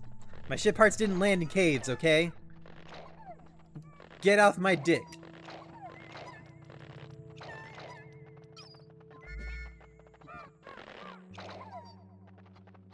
Now, something that's really cool is that's the way out. We just got white Pikmin. The only treasure on this floor is in front of the way out, and it's hidden underground. New mechanic for white Pikmin. Here. Amazing, the white Pikmin have unearthed a treasure that was completely buried in the ground. Perhaps those beady red eyes of theirs allow them to sense objects buried in the dirt. Yeah, they can see invisible treasures.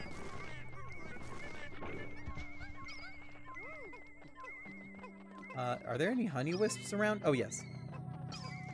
Come back, come back, come back, come back, come back.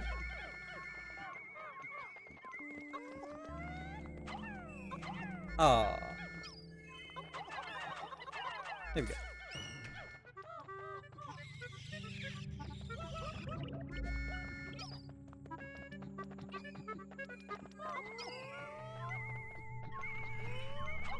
Maybe I can get a potion? Nope. Okay. Carry this back.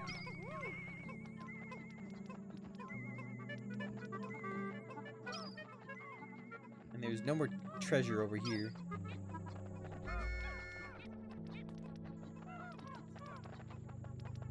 Does gamma tape exist? I think it was made for this game. Hang on, let me look it up.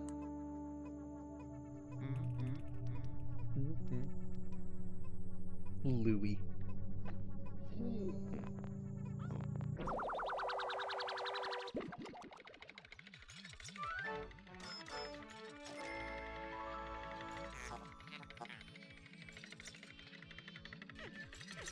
Dang it.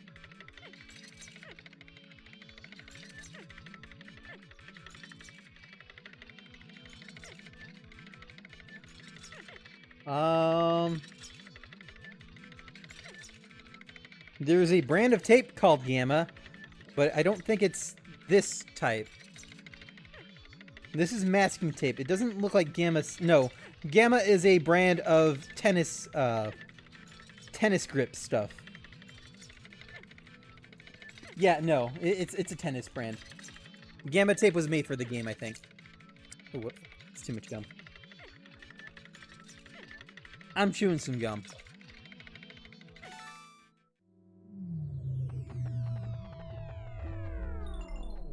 And we're good to go.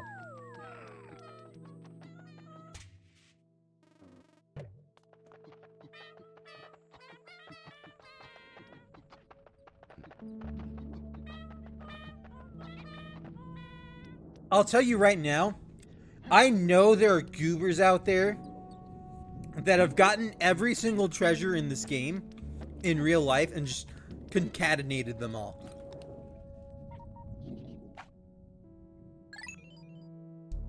That would be so epic to see, though.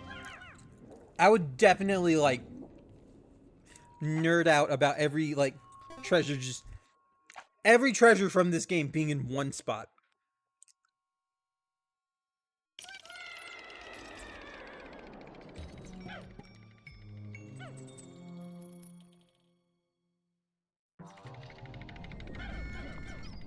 Also, introduction to a new hazard, poison. If we throw a red Pikmin in here, and starts coughing, it doesn't like it. Throw a white Pikmin in here, they're completely immune to it, and they just go ahead and start breaking at it.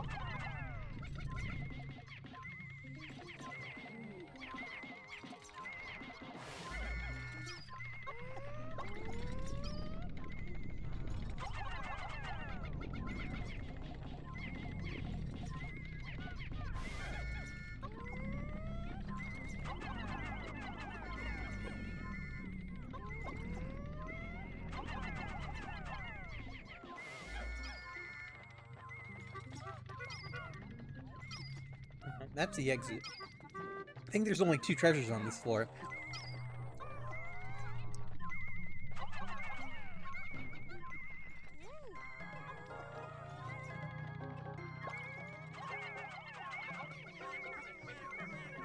Dig it.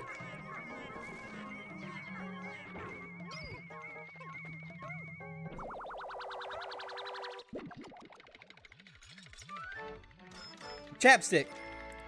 Name, survival ointment.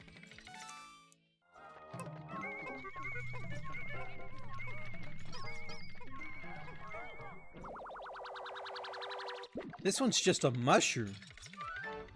Do they not have mushrooms in Hokotate?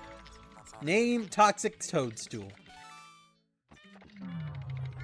And those were the only 2 treasures. Time to go.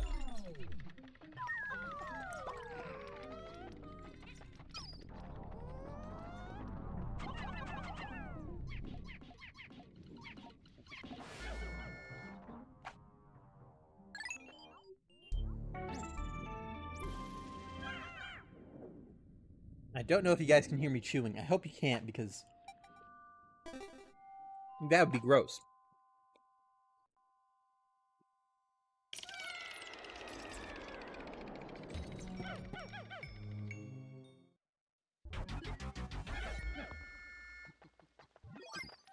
Final floor. We're gonna bring some purples with us. We have 35, which is a pretty decent amount so far. Where is it? Oh, there it is. Returning enemy from Pikmin 1. This is the Burrowing Snagger.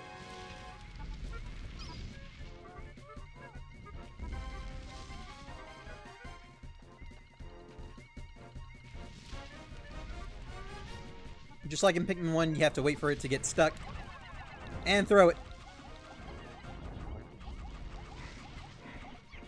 GG.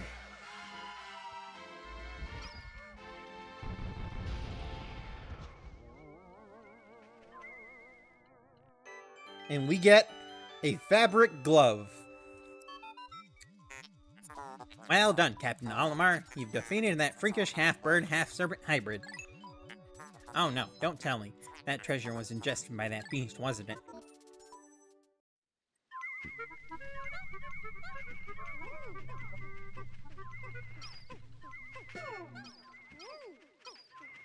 It was just guarding its eggs.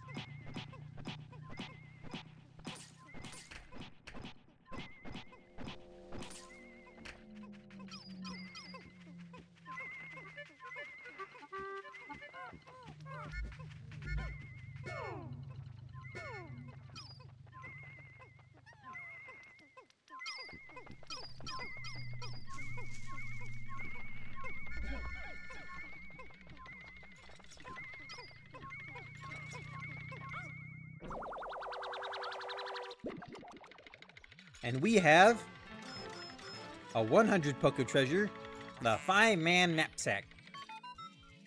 This material looks comfortable. I will use it to patch the boss's favorite sleeping bag. That material does not look comfortable. That looks scratchy and itchy and well worn. There's dirt on the fingers. No, ship, do not use this. Scene test conclusive. Cross-stitching successful. The knapsack is complete. When you have an unoccupied time interval, press and hold X to take a nap. So, I've seen people on like Reddit and stuff call the 5-man knapsack useless. It's not useless. Look at this. They carry you back to base. And you can switch captains while you do it. It's basically a precursor to the Go Here command from Pikmin 3. It's actually mad useful if you can use it properly.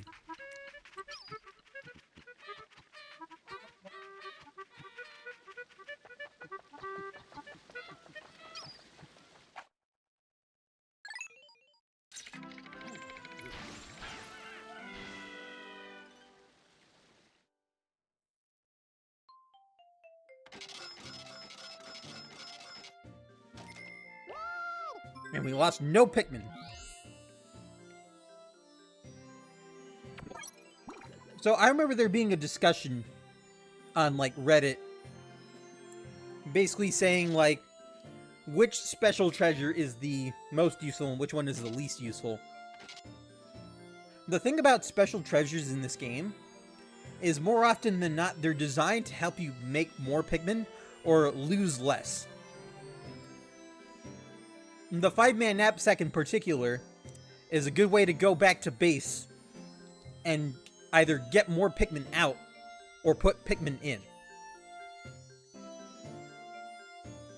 Now, the drawback to the 5-man knapsack is that you can only have 4 Pikmin on you at a time. All the other Pikmin stay where they are. Now, you can have your other captain, like, stop by and pick them up. But unless the other captain is on the other side of the map, or unless the other captain is close by, those Pikmin are just going to be doing nothing until you have your other captain come back to them.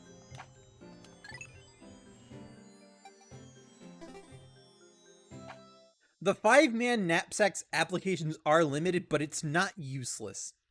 That's the big thing. It's not useless.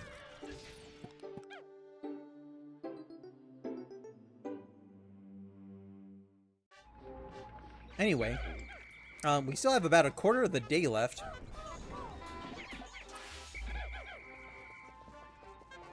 Let's see if we can't unlock the next area.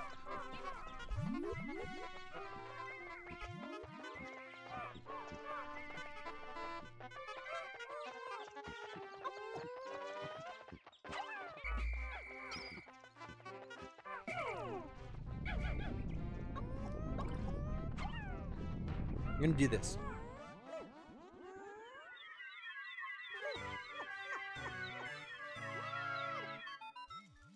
Astounding! The heads of the Pikmin are glowing, and they seem extremely agitated. The ultra spicy spray appears to increase Pikmin speed and attack power. What a discovery!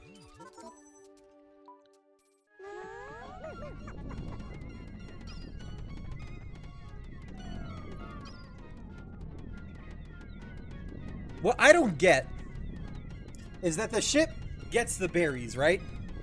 And he's like, these berries are ultra spicy. I don't think they're worth anything, but they might be useful. Bring me more berries. You give him more berries, and he's like, okay, so we created this super spicy liquid spray. Use it on your fucking pig. Why not? Let's see what that does.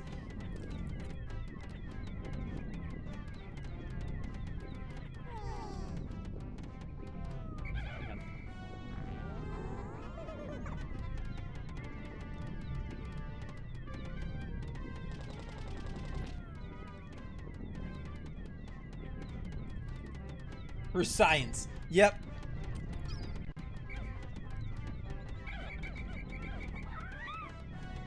Hydrosize.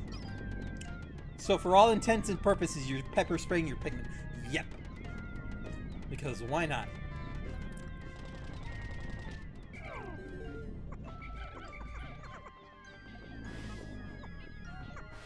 Okay. Now we do this.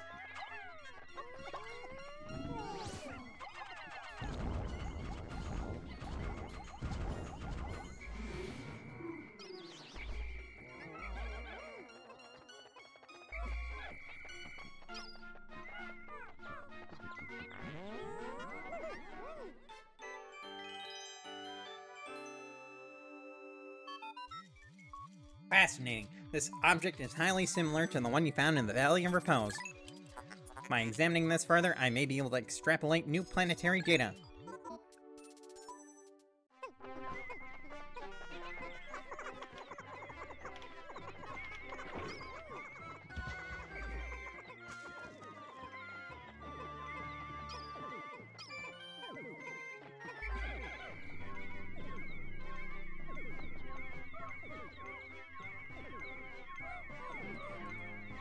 We'll have to be fast.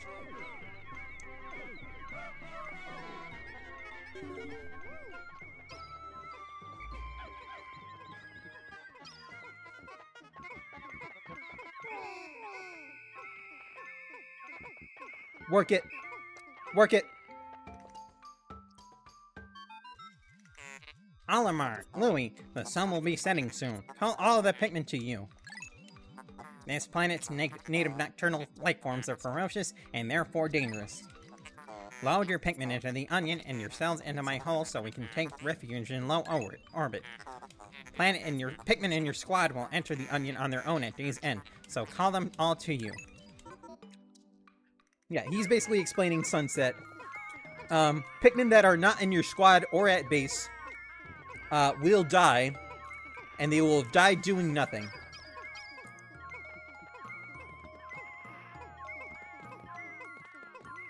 They're gonna make that. There's no way they don't.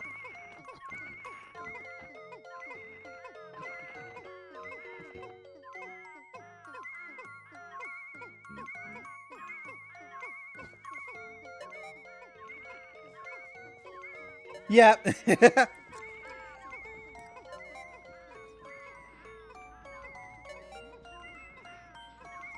They made it. GG.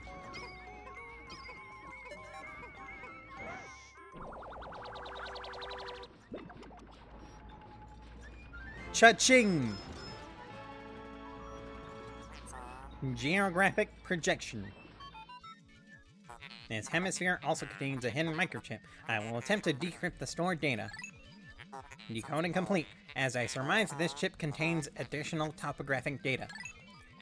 The data has been inputted into my database. I shall name it the survey chart.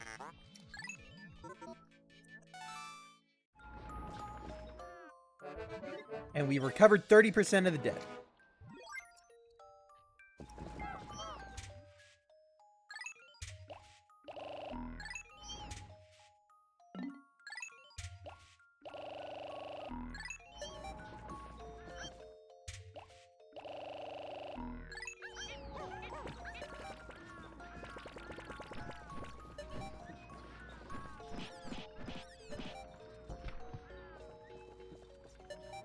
Now,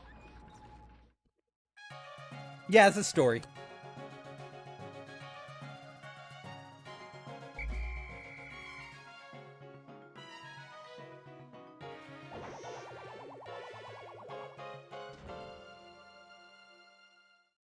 real quick, I do want to mention the song that plays at the end of the day cutscene.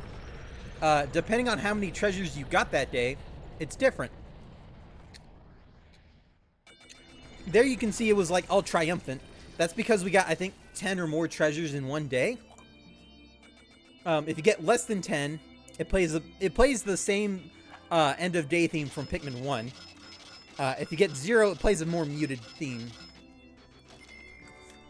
Yeah, Josias, the story is that Louie was supposed to transport some golden pick carrots, but then a ravenous space bunny ate them all. And now Hokotate Freight had to take out a loan to repay the debt on those carrots. And now we have to go collect treasures on Earth to pay it back.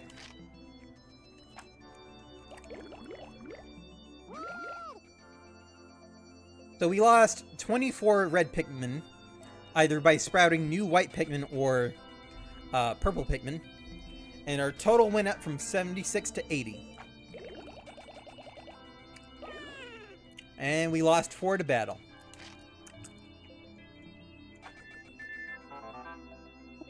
Good luck so far. I hereby promote you to perennial manager. Press X to divide up work and Y to delegate more to your subordinate leader. Hope all goes smoothly. Wait, do you hear me chewing? Oh, God.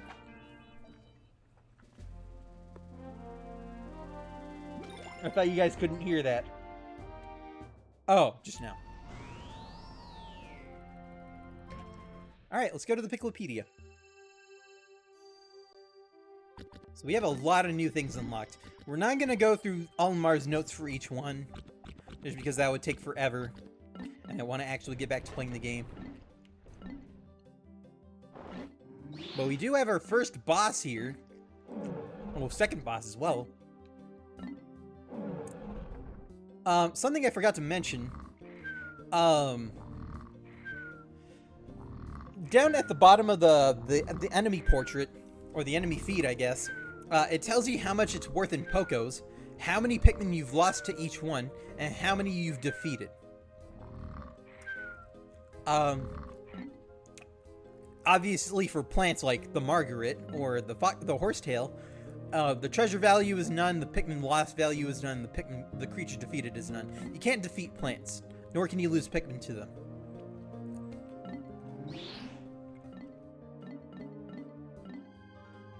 What I wish it told you is how much Pikmin they're worth. That much you just kind of have to glean on your own, I guess. Also, we have a whole new set of treasures here. Anyway, moving on.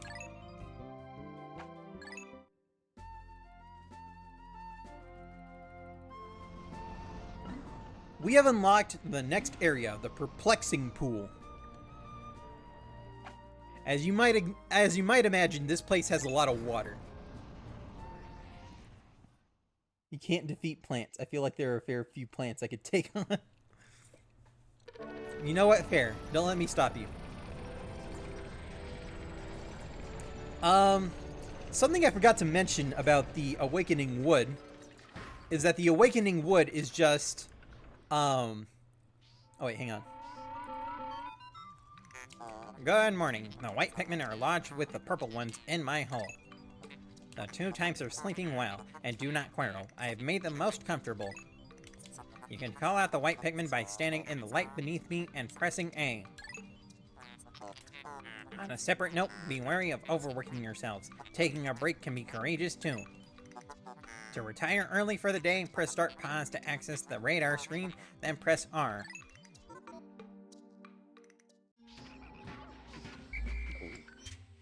So here we can access our white Pikmin and our purple Pikmin. We're gonna take out 5.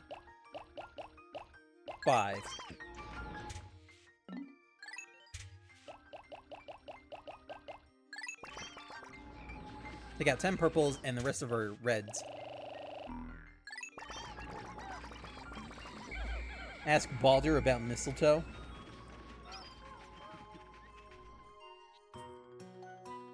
So off in the distance, we see a yellow onion and yellow Pikmin. Look, off in the distance, wild Pikmin. Can you see them, Captain Almar? They are yellow Pikmin. You encountered them when you crashed on this planet, correct? True. It would be most helpful if they remember you, like the red ones did. Yes, most helpful. I forgot. I should bring out more reds. Oh wait, no, we have all our reds. We got more purples then.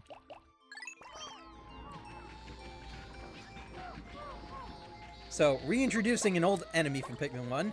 This is the yellow Wollywog. Wally Hop, I apologize. Oh shit, oh shit. Oh, no good.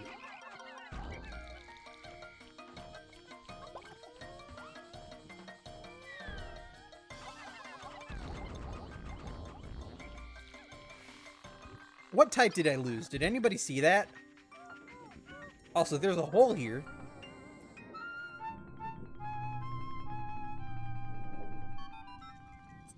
The sensors are giving out foreboding signals. These signals could very well mean that this hole is filled with wretched, nasty bugs.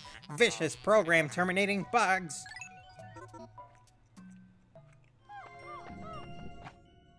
Citadel of Spiders. Yeah, it was red Pikmin. Okay. We're gonna get some more reds, actually. We're gonna carry this, Wally Hop back. So, something about Wally Hops is that they were originally called Wally something else. My Freudian slip just made that evident. The thing about that is that the second half of that name is actually a racial slur used primarily in, England. So, in the PAL versions of this game, they were like immediately known as Wally Hops.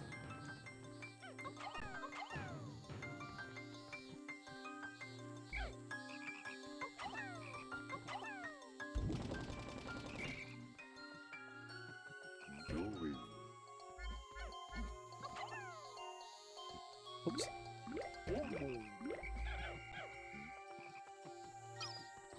Hang on, sorry. Focused. In the PAL version of Pikmin 1 and 2, they were always called Wally Hops. In this game, in the US versions and the Japanese versions. Oh, whoops. Hang on. This is a swooping snitch bug. These also appeared in Pikmin 1, but not nearly as plentiful. Anyway, back to what I was saying, because, sheesh, I'm getting distracted. Wally Hops were called something else in the US versions. And maybe the Japanese version as well, I don't know.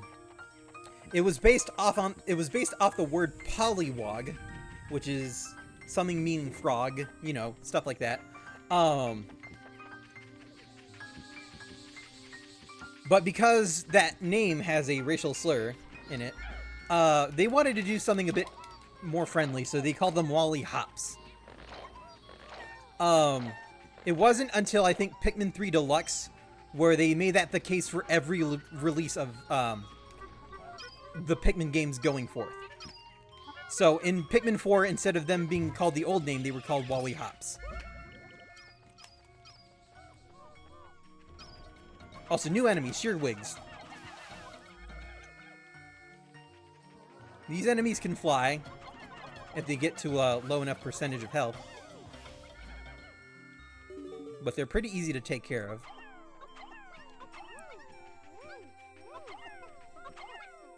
How'd these guys carry back some loot?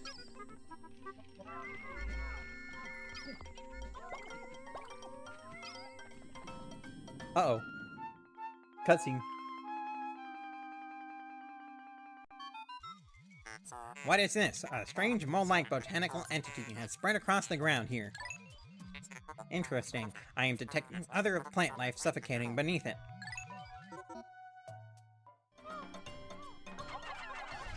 Ow.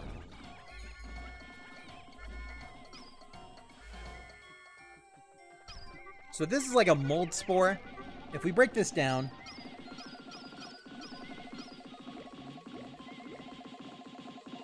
Yeah, makes sense.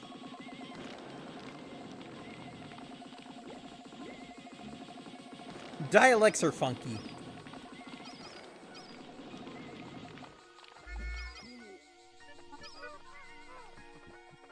And here we have some burgeoning spiderworts. They're not fully grown yet, so we can't do anything with them. Real quick, we'll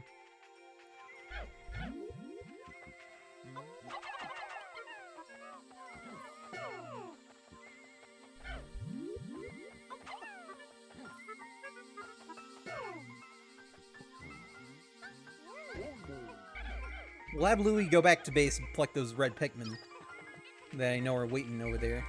How many do we have with us? 29? That's not enough.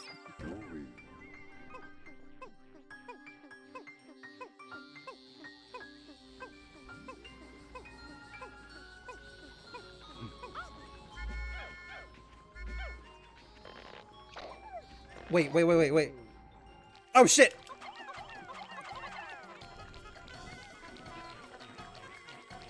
This is a new enemy. This is called a Ravenous Whisker Pillar.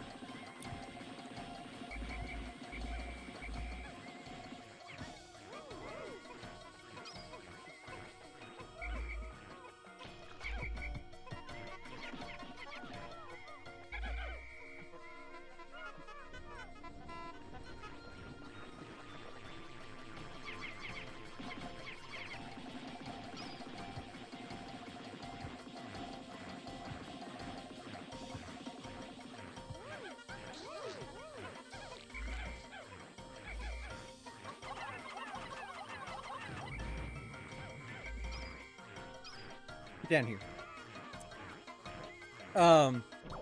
If there are burgeoning spiderworts nearby, ravenous whisker pillars will eat the berries on the burgeoning spiderworts. Astonishing, this purple berry contains an ultra bitter essence. It does not appear to have any monetary value, but I shall research potential uses for it. Bring me another specimen.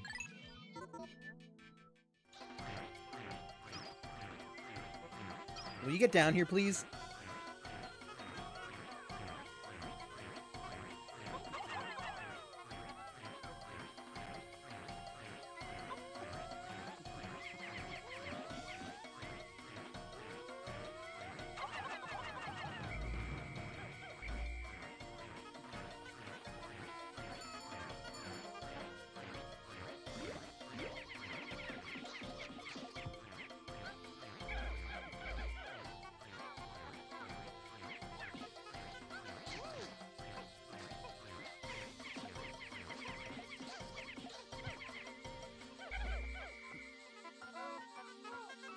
Okay, so explaining what I was trying to, ravenous whisker pillars will eat berries off of burgeoning spiderworts.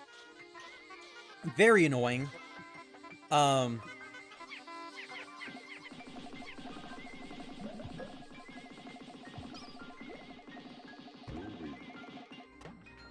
yeah, new mechanic. If leaf Pikmin are planted in the ground for too long, they will eventually grow into their next stages of maturity. So here the flower Pikmin became leaf Pikmin. Or, the leaf Pikmin became bud Pikmin. Man, I cannot speak today. And if you wait a little bit longer, they do become flower Pikmin.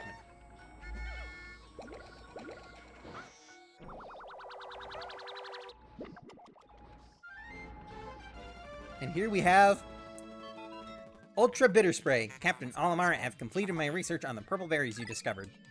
Behold the Ultra Bitter Spray. It's untested, but I believe it will be highly effective. Approach enemies and press up on the D-pad to spray them. When necessary, I can produce 1 bottle of spray from 10 berries. Press start pause to contact me and confirm your berry count. Look at L on the radar screen.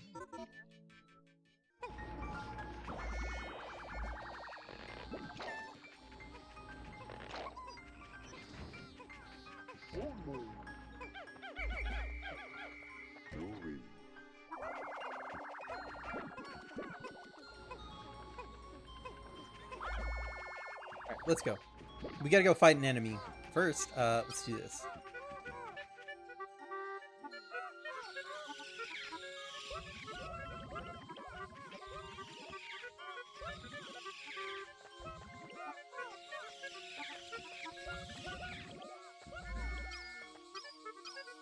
Not terrible. Let's see. Where is everybody? We're gonna go. So we do have to fight a quote-unquote mini-boss. Not exactly a mini-boss, but this is our first instance of it. And they can be scary enemies. This over here is a fiery Bulblax. In fact, I think this is a good time to demonstrate the Ultra Bitter Spray. We use the Ultra Bitter Spray, and it solidifies them. Most impressive. This fierce beast became as hard as stone in a mere instant. The Ultra Bitter extract seems to have a side effect that stops beasts in their tracks. Ow.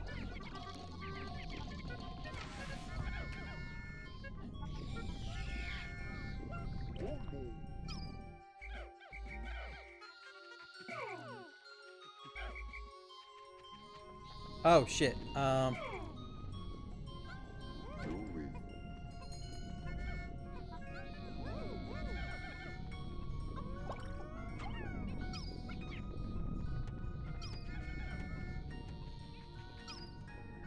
Okay. So, Ultra Bitter Spray, it prevents enemies from attacking or acting at all. The problem with that is they also get a boost to their defense. Some bosses become undamageable if you Ultra Bitter Spray them.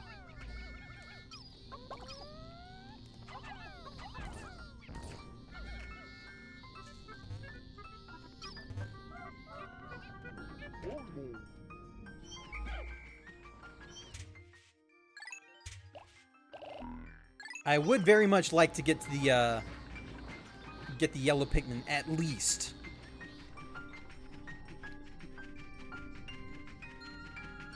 Really? That's so weird. I know what word you're talking about. My mom calls my dad that a lot, and he seems fine with it.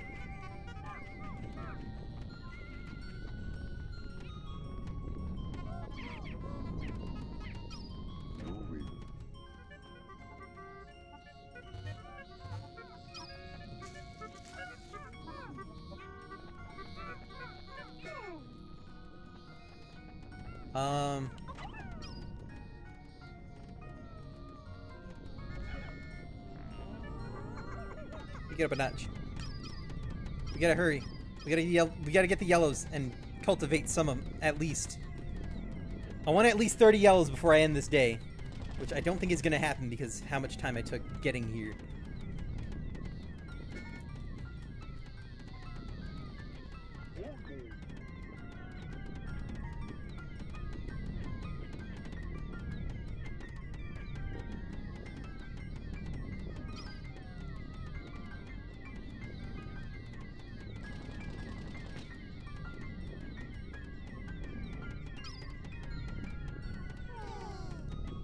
Yeah. That's a fair point.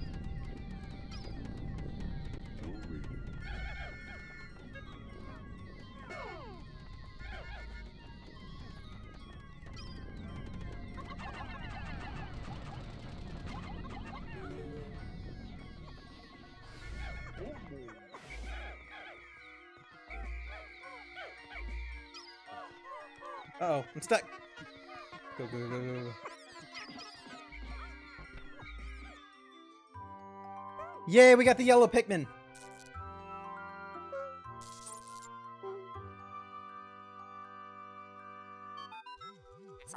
The yellow Pikmin have climbed down the tree and are staring in this direction. They appear to like high places and see quite light. They also have very large ears. If I had named them, I would have called them Ear Pikmin, but I will use the name Olimar gave them. Screw you, ship. Curious. My static electricity sensors are reacting violently. What could this mean? Hang on, sorry. Chewing my last 2 pieces of gum.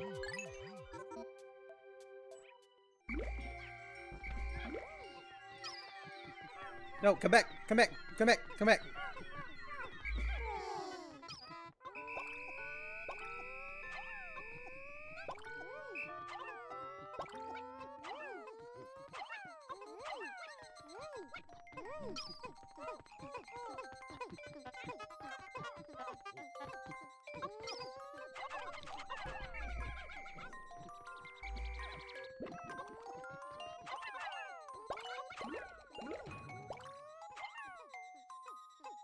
Come back.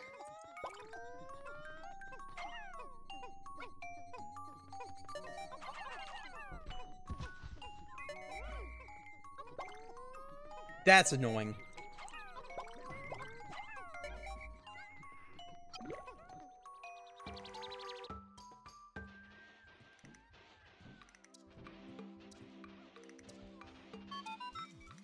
Olimar, we have a crisis. The onion has stopped producing Pikmin seeds. Is it a malfunction?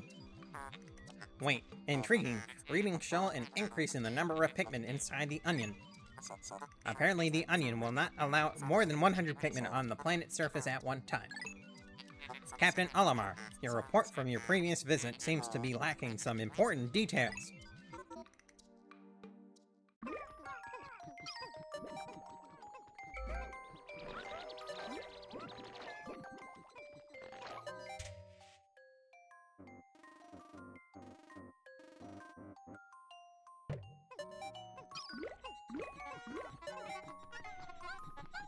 Hurry, hurry, hurry, hurry. Bring at least that in. Okay, we're good.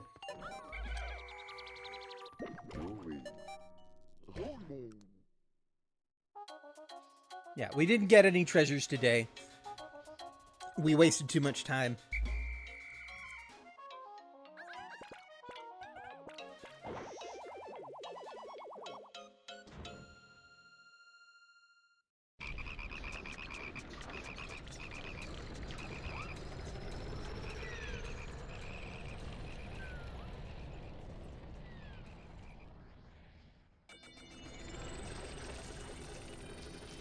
Today's report.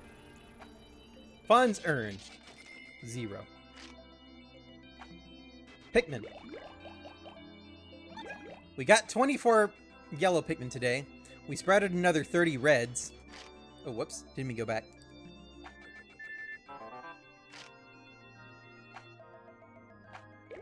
And we lost 2 to that Wally Hop at the start of the game. Or the start of the day. Olimar, terrible news. I thought I went to Happy Hokotate Savings and Loan, but it seems my loan came from the shop next door, all devouring black hole loan sharks. Oops! Oops, indeed. Nothing scarier than an all-devouring black hole loan shark. We have new folks in the Piccolopedia. We'll go check that out real quick. We have the Fiery Bullblacks, the Shearwig, the Swooping Snitchbug, the Ravenous Whiskerpillar, the Yellow Wally Hop, the Seeding Dandelion, and the Shoot.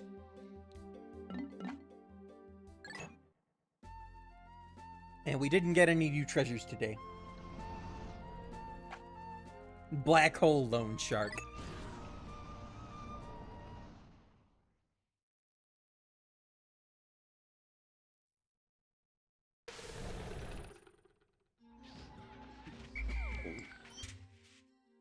Is that what you were led to believe, Breagle?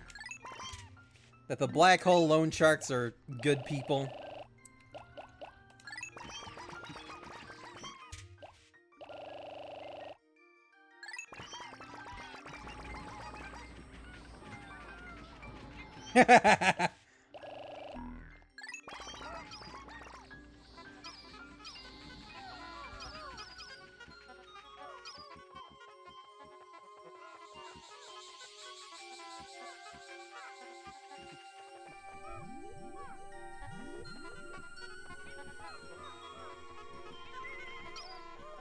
Okay, we need to raise some yellows. Unfortunately, it seems we cleared out all the enemies in this area, so there's no more yellows. There's no more yellow food to be had. I almost said fodder. Cannon fodder.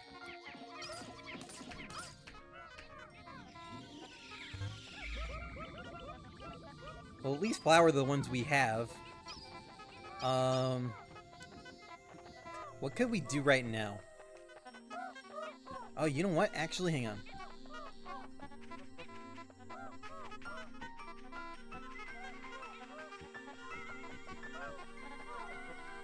Let's get some more ultra bitter sprays. At least one.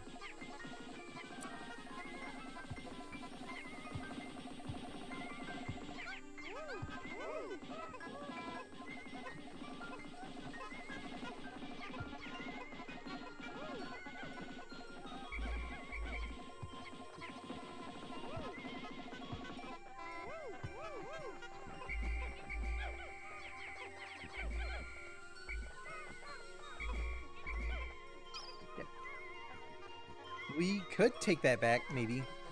Do I have enough yellows?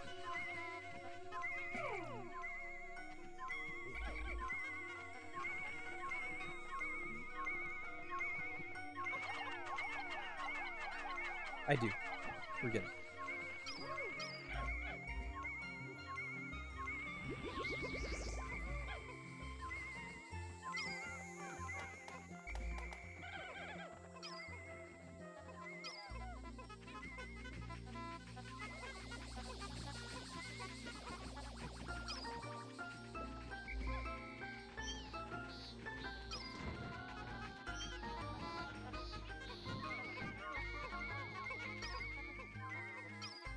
Let them get this bottle opener in real quick. What is collision?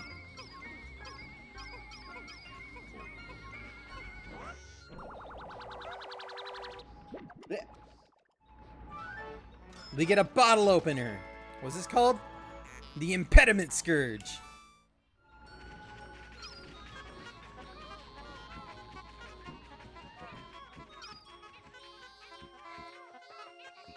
What do we got that we can fight for food? Earwigs?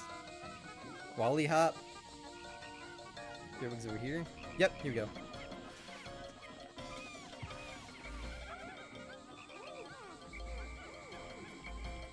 And pellets to boot. Get over here.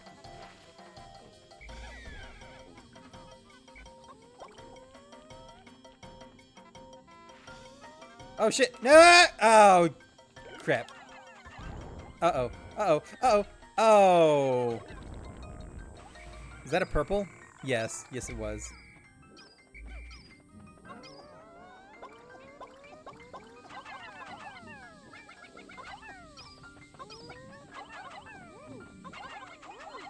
Now my watch is yelling at me to move, but I'm not gonna move. Don't need to right now.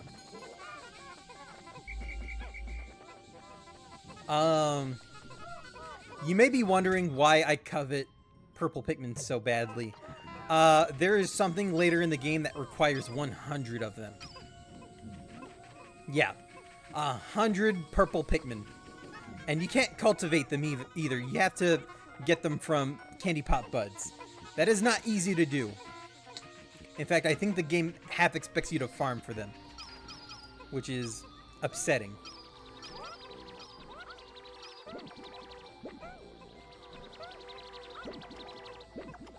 Is it to charge something? No. You'll see when I get there. I won't get there today, because there's a lot to do before we can even get close to that.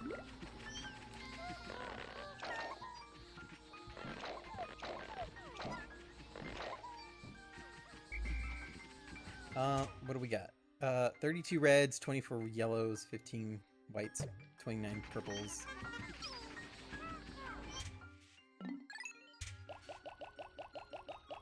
What about 14 of those away?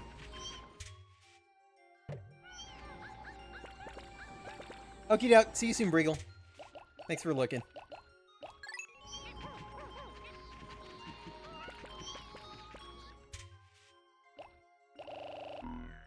There we go. This is good. I think today we'll primarily focus on clearing dungeons and getting treasures. there isn't a whole lot we can do in this area until we get blue Pikmin.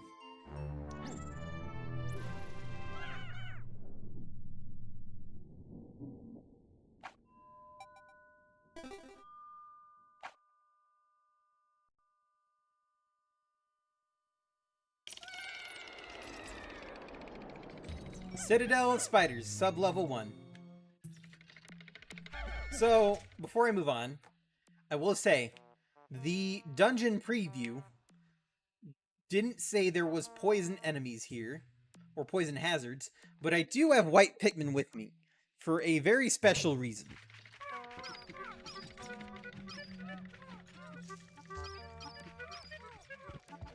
New enemy, this is a Skitterleaf. These do not appear in Pikmin 1. These are worth jack shit, I'm pretty sure. Both in terms of money and in terms of Pikmin seeds. I think this is only worth 1. Yeah, makes sense.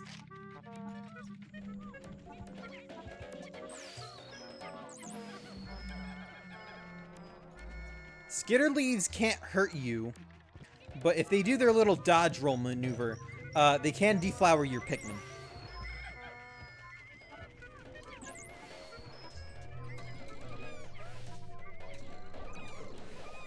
Oh shit, oh shit, save it, we got it.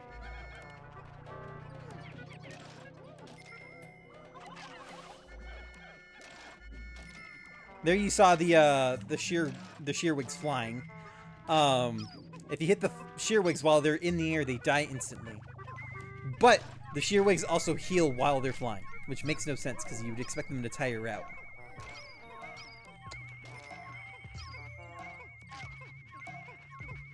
We got a tomato!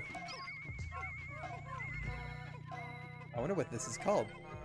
I actually know, but it's funny.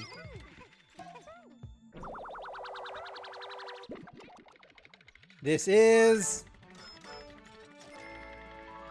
the Love Nugget.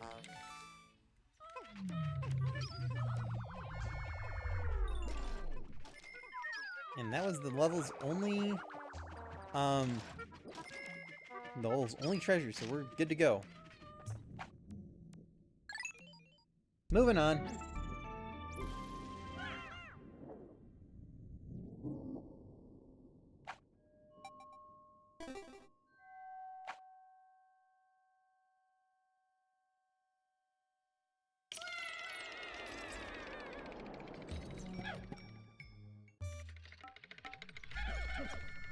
There's fire and Wally hops.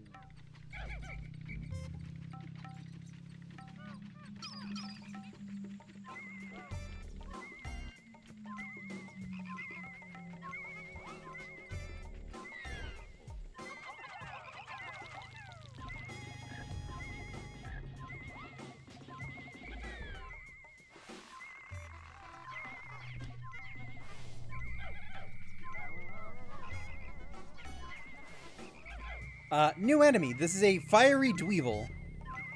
Let me kill something real quick and I'll demonstrate how they work.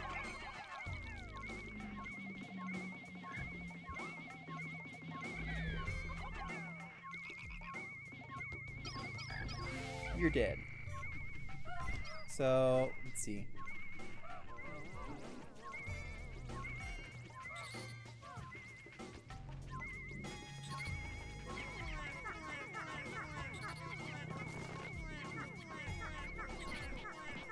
Well, if you punch fiery Dweevils, their dodge roll maneuver, so to speak, they release a bunch of fire, and if any Pikmin are caught under that, they catch fire. Okay, here's their other mechanic. They can pick up treasures or enemies and just run around with them. The paradoxical enigma. Okay, so when they're running around like this, you have to hit them a bunch to get the treasure off of them. Ow. And then you can take damage like that. They're a pretty annoying enemy to fight, especially if they're in numbers like this. But you can scare them away. There you go. It picks up the enemy corpse.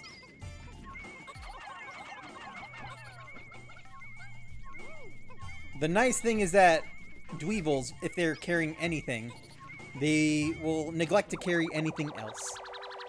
So if they have an enemy corpse, you can have them just chill out while you get the actual important stuff. Lip service! Ha, get it?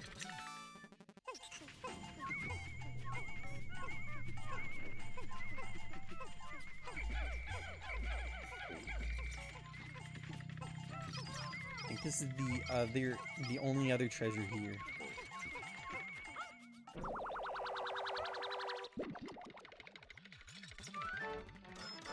Royal Crown Cola. Creative inspiration. It is a shiny bottle cap, I will give them that. Wally hops. Is there any eggs? No, I don't think so.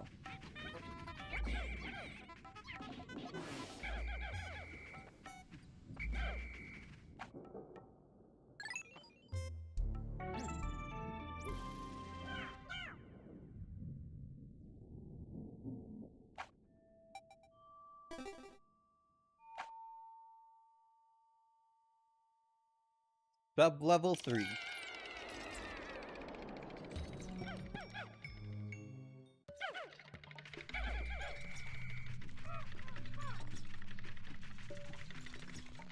So we have a swooping snitch bug over here.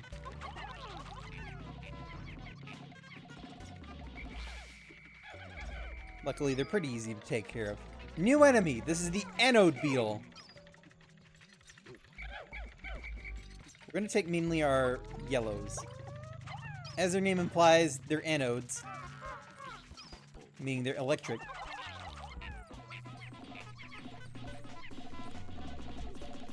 You bastard. Of course you shook them off. Before you died.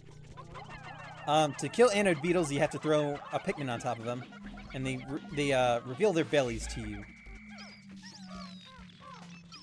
This is their mechanic. They will basically connect to one another like that. Something I should note. Electricity in this game kills instantly. If a single Pikmin touches an enemy... If a single Pikmin touches electricity, it is instantly fried unless it is yellow.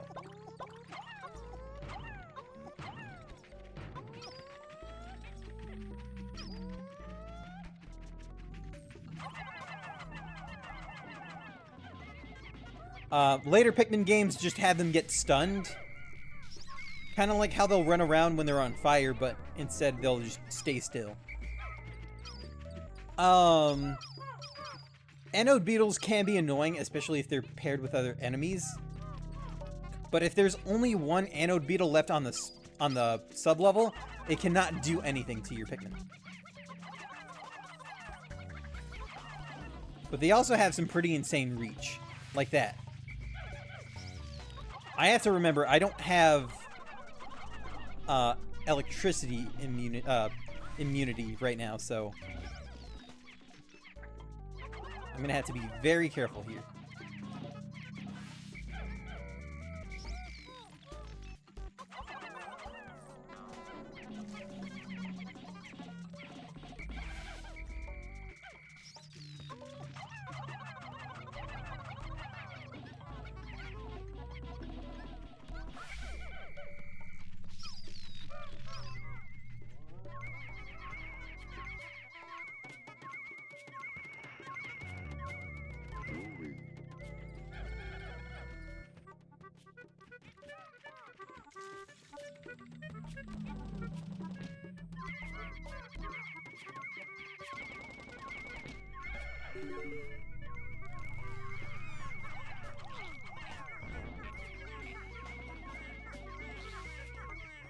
This is why I brought the white Pikmin in here, even though there's no poison in this dungeon.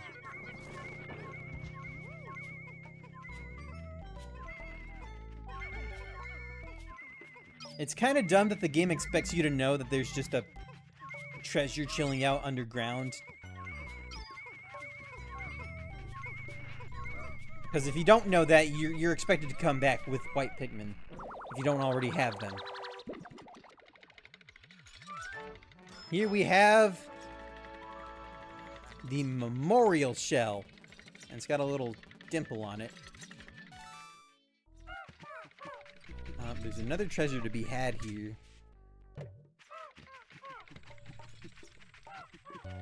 There it is. Sunluck, not Sunluck. Sunluck water chestnuts. I actually really like water chestnuts.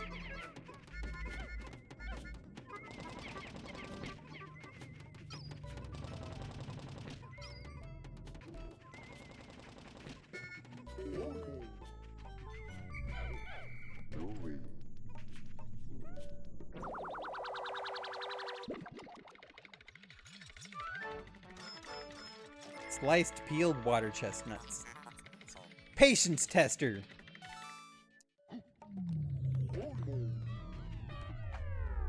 Moving on.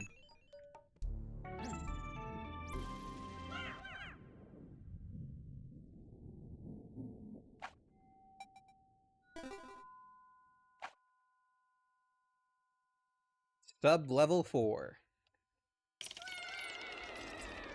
I forget how many sub-levels there are in this dungeon.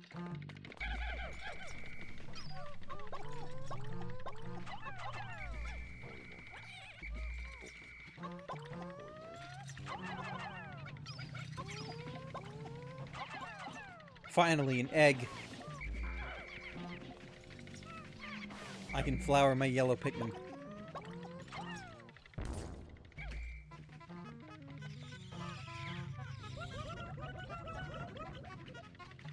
Not all of them, but a healthy amount.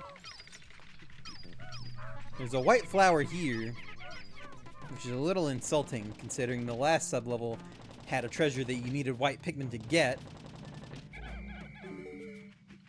We don't actually need that. I think 15. Yeah. You don't need more than 15 white Pikmin.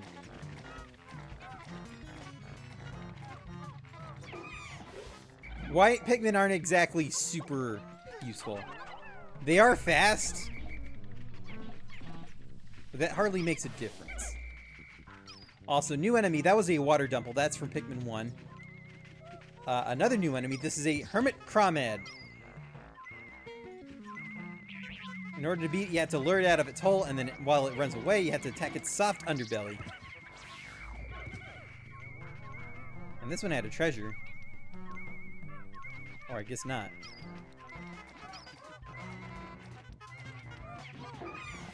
Water dumple. Oh, the treasure's right here.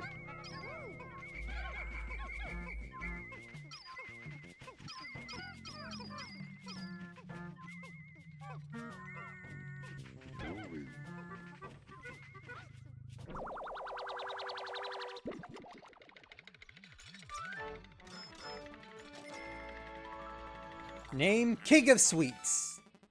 I want some chocolates.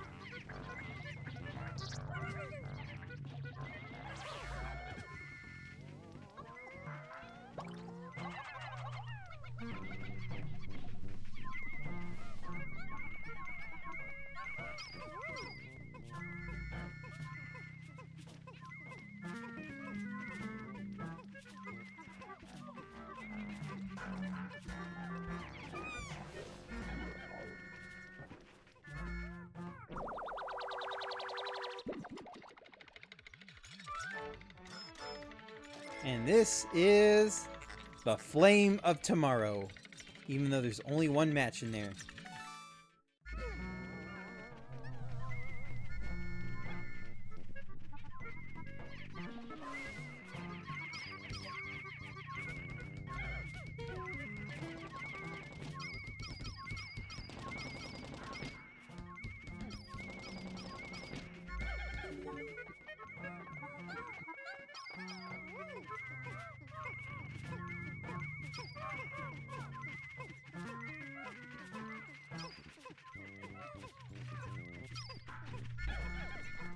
Okay, what else we got? 15. I think that's it. There's nowhere for me to regenerate flowers, I don't think.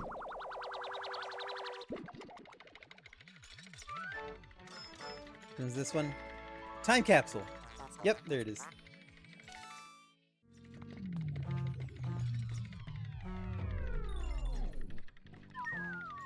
I think going forward, I'm gonna try to remember the name of the treasures before they appear on the collection screen.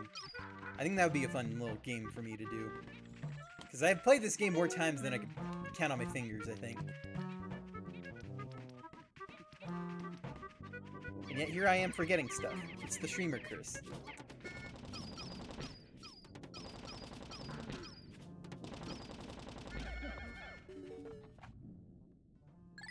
Moving on.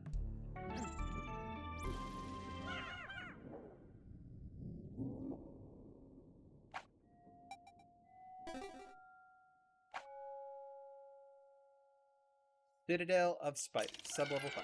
Oh yeah, this is the end.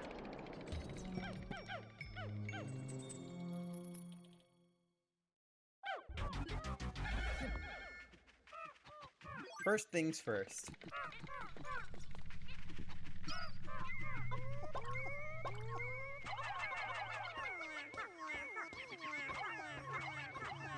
There's a treasure in here that we'll have our whites take care of.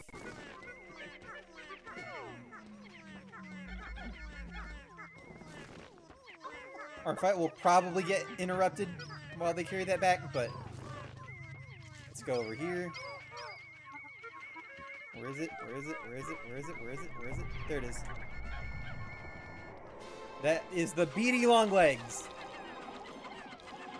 The same boss as it is from Pikmin 1, except it moves slower.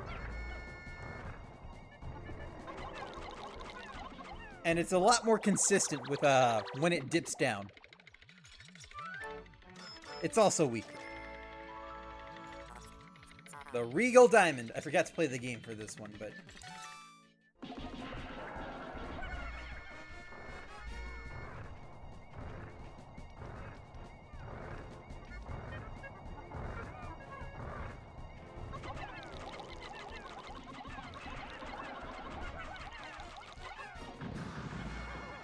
And it's done.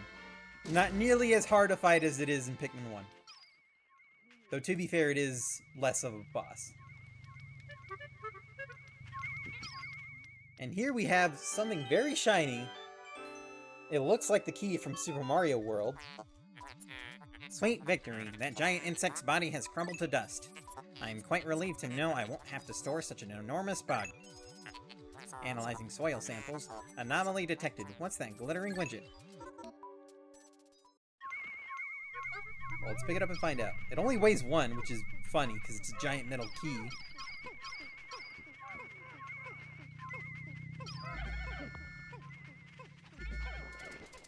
Oh, hey! New enemy. This is a, iridescent flint beetle.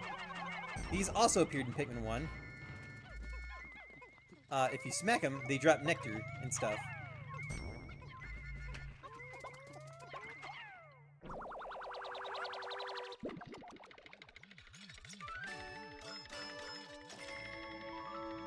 Name, the key.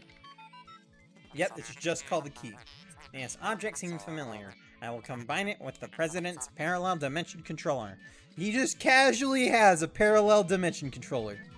What the fuck? Why didn't he sell that? That's probably worth so much. Excuse me? Parallel dimension controller? What the fuck? This game's on crack, man.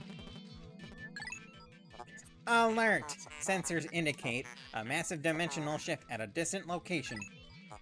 I am receiving a message from a far-flung dimension. Displaying the message now. Challenge mode can now be accessed from the title screen. It appears to be total gibberish. Hopefully the message has reached its intended recipient. I will name this apparently worthless device the key.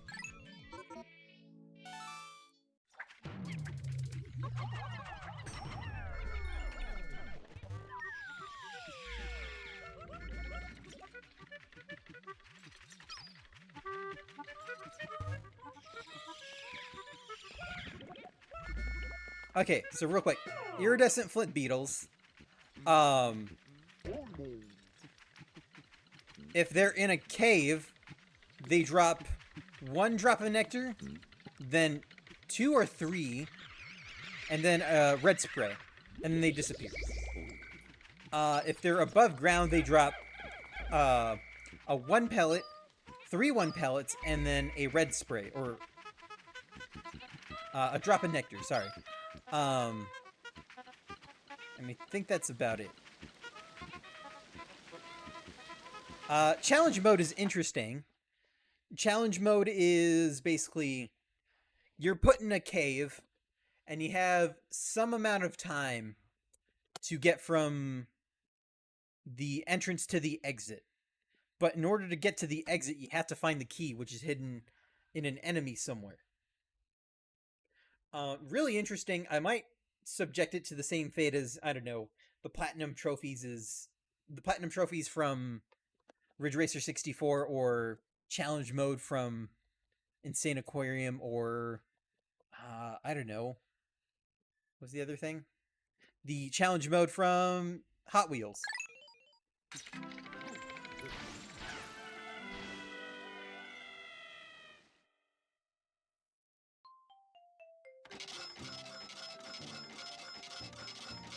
Anyway, we collected 11 treasures here. We didn't lose a single Pikmin, which is epic.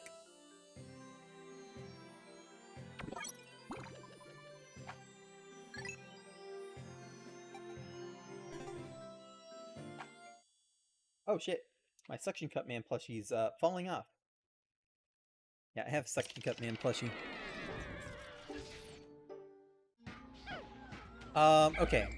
So, immediately available to us right now is one other dungeon. This dungeon does not require red Pikmin. I don't think. If it does, I'm just gonna roll with what I have.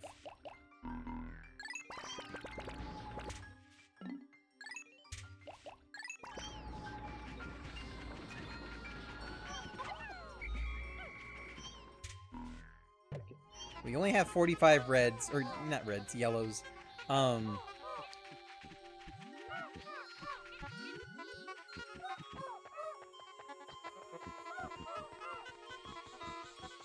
gonna fuck with the whatchamacallit, the burgeoning spiderworts right now.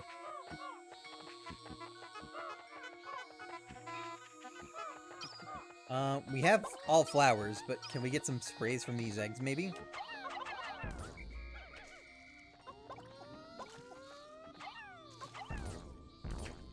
Nope. Okay, moving on. Alright, there's a Wally Hop over there. I think if we're careful, we can avoid contacting it.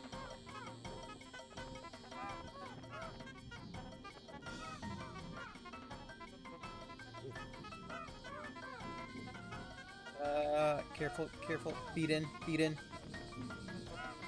We're good. Okay, separate. Give me the yellows.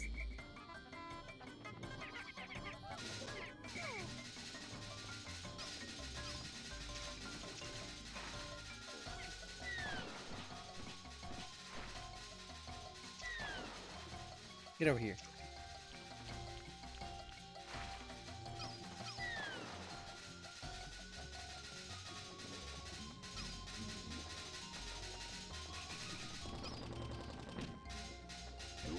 I would like to point out, hang on. You see all the areas that are just kind of like sort of faded gray almost? Like these areas right here? That's all water. And there's a lot of water here. A lot of water.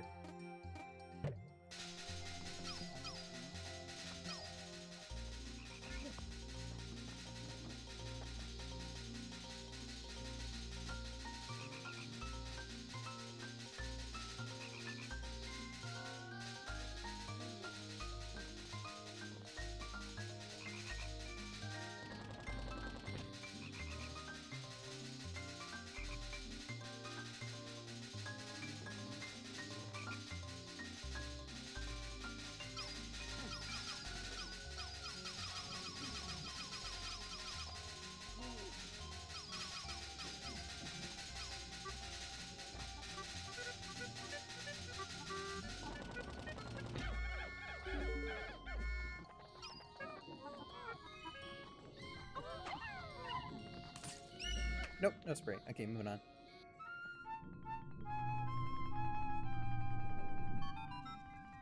Interesting. My odor detectors are reacting. A strong scent of wafts from that hole. I am a machine, so rating scents is beyond me, but your faces tell me all I need to know. You are both drooling. I wish just once I could feel what it's like to drool. Yep, it smells good in here. Welcome to Glutton's Kitchen. One of my favorite dungeons in the game, actually.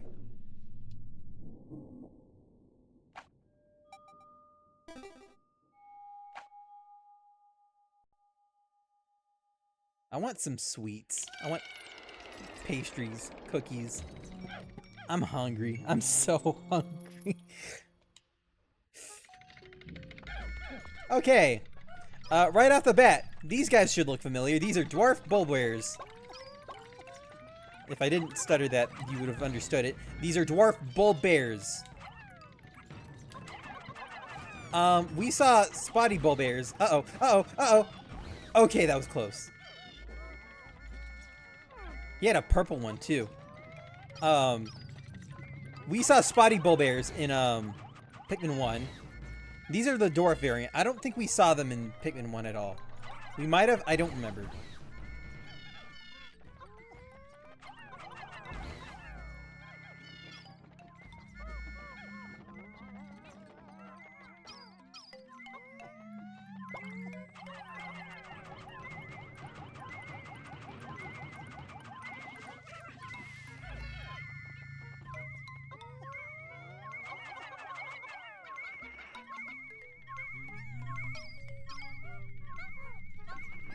Figure it out. There we go. We'll collect these. Why not?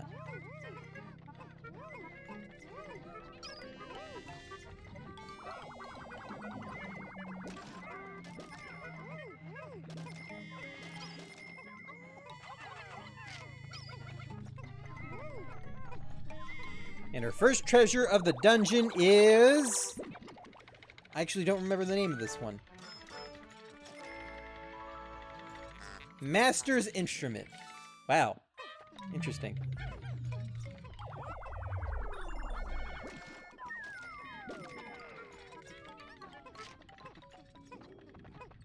Collect this last dwarf bullbear corpse. And we're good to go. Moving on.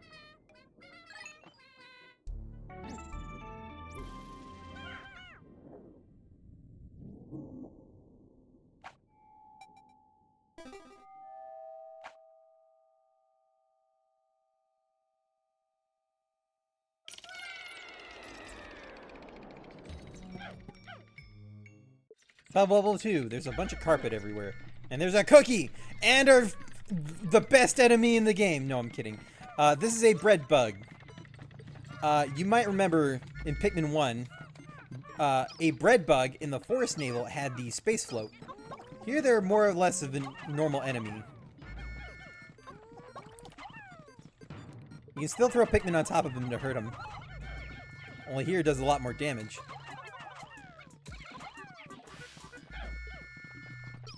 But the real way you want to fight them is have them capture something in their mouths and have the Pikmin carry it away or drag it away. Uh-oh. Hang on. I should make sure there's nothing in the way here. Like this. Or this. Or you.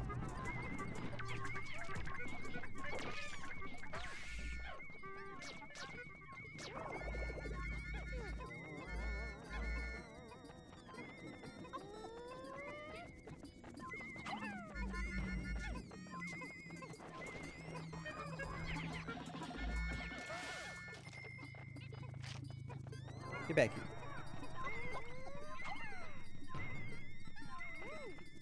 Yoink. You're gonna get the cookie back in. This is the compelling cookie.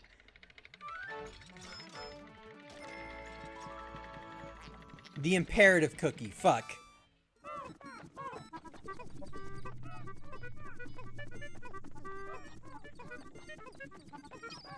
Tomato, tomato. It's still hypnotic. Die, die, die, die. I didn't land a single one of those hits. Oh, come on. Come on.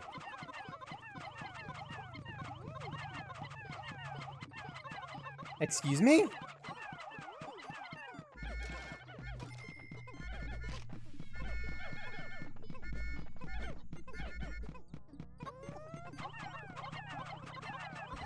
There we go. Jesus. Took way too long.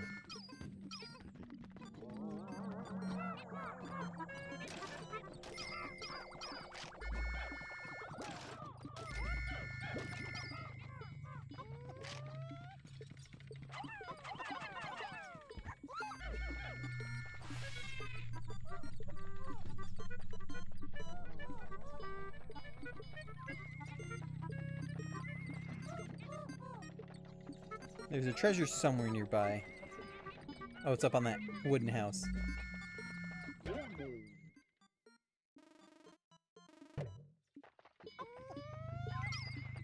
Yoo-hoo Cola? I don't think Yoo-hoo ever made cola. I always look up, I always try to find pictures of that bottle cap online, and they don't exist in any capacity.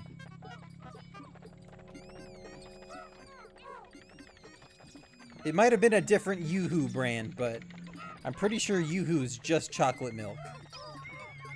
Or chocolate drink. Not milk. Doesn't use milk. It's non-dairy.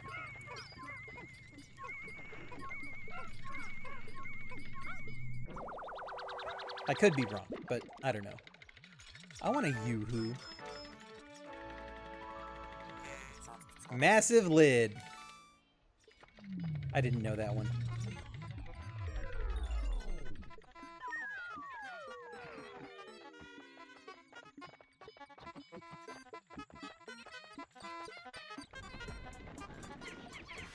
Here, Grubs. Here, Grubs. Smack him. Ow, it bit Louie. Oh, the hole is over there. I'm stupid. It's the fastest way over there.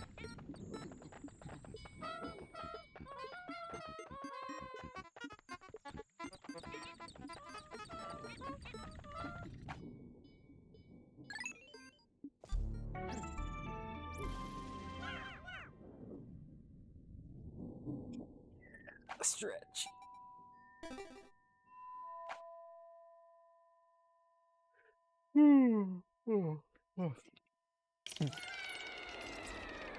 Is this where the fuckhead is? Okay, no, it's not. Uh-oh. That right there is a puffy blowhog. Those also appear in Pikmin 1.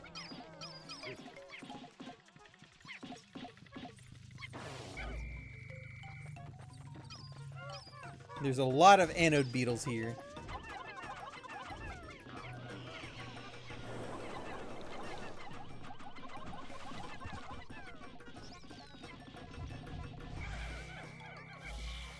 Puffy blowhogs in this game are not nearly as difficult to destroy than in Pikmin 1.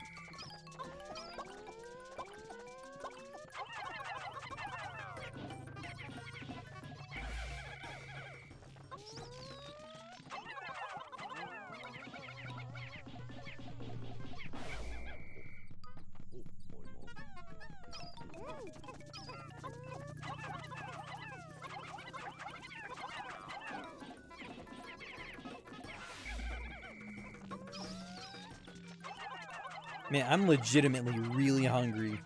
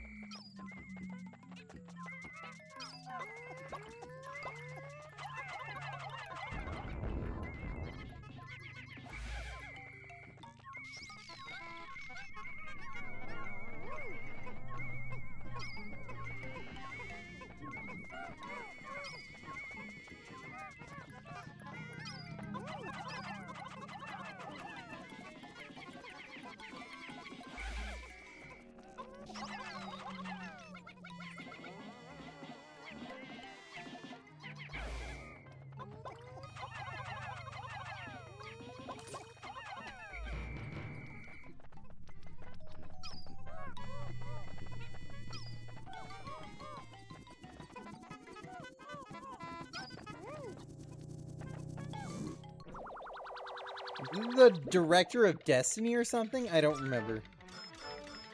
What is this? Oh yeah, I was right. The director of Destiny. It's a compass. But the glass is shattered.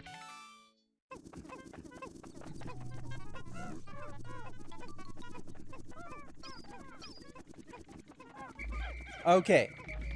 For the Picklopedia, I need to interact with this. This is a golden candy pop bud. Bumping into it is not enough. You need to throw a Pikmin in there. You don't need to exhaust it, you just need to toss a Pikmin in. If you don't do that, you will not get it in the Picklopedia. And this is the only level in the game that has them.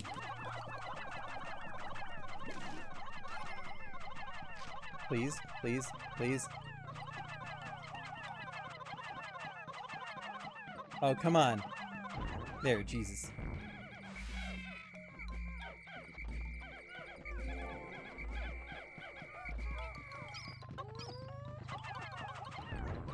Got him.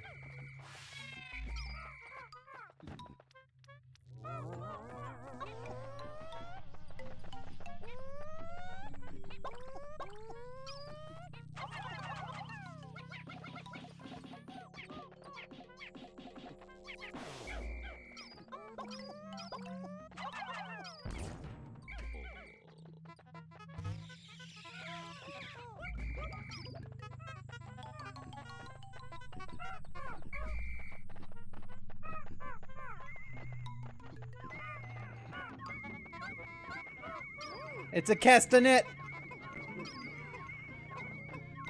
I don't know the name of this one.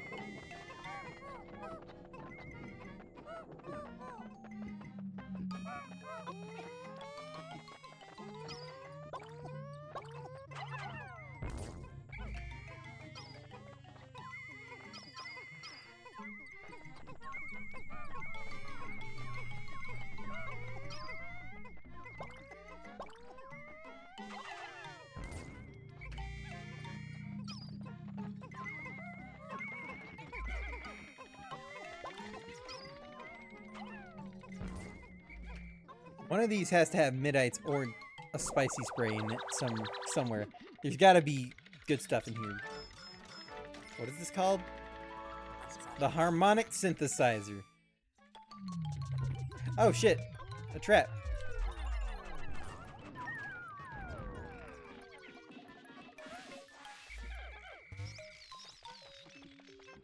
There you just saw the game's first real trap.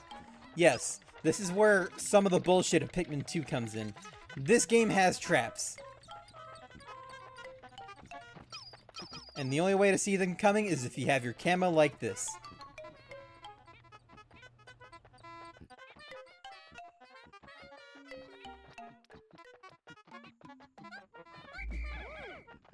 Anyway, we're out of treasures. Let's get out of here.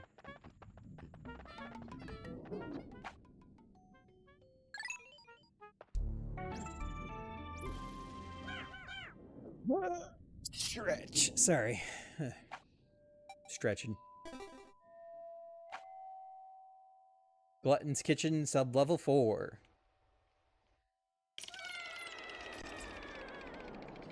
I think this is the sub-level with fuckhead in it. Yep, there it is. That is a spotty bullbear. An actual spotty bullbear. And it's coming this way.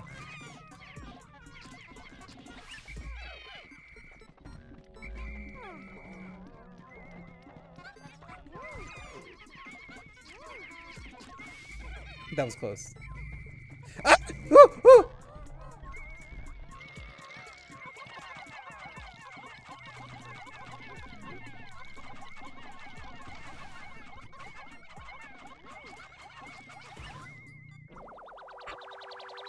That was so close.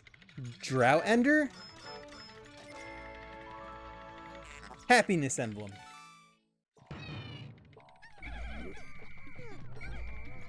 Yep. There's a reason I call those things fuckheads. Because they're terrifying. Legitimately scary, actually.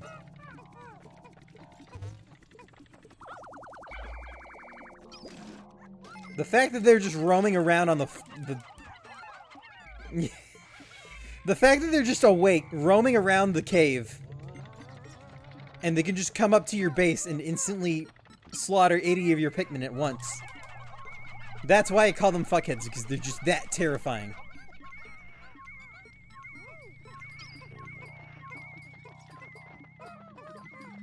See, in other Pikmin games, they're not nearly as scary. Here, though...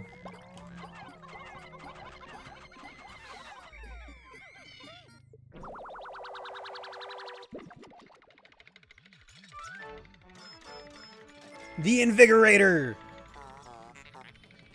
Yeah! It's a coffee cup.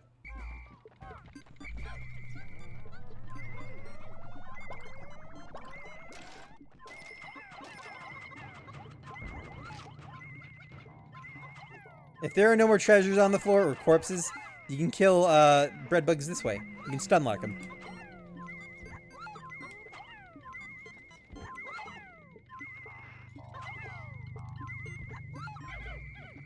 GG.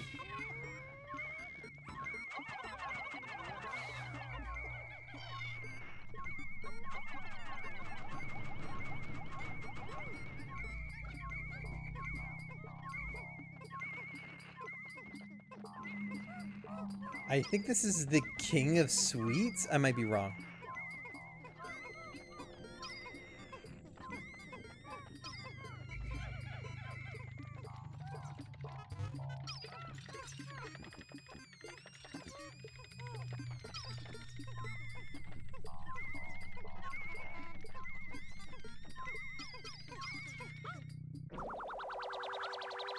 This isn't the Diet Doomer. Isn't... What is this? Hang on. White goodness. Ew.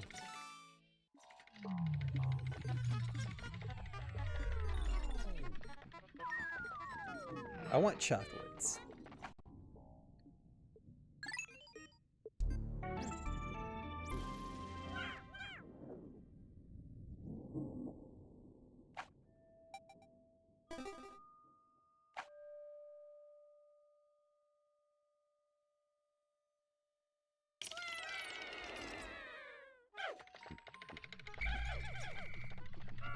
Okay, I know where we are. New enemy, replacing the ones from Pikmin 1. These are Armored Cannon Beetle larvae.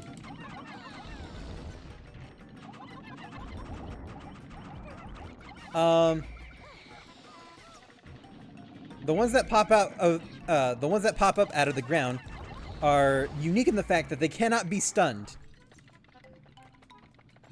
They can be scary.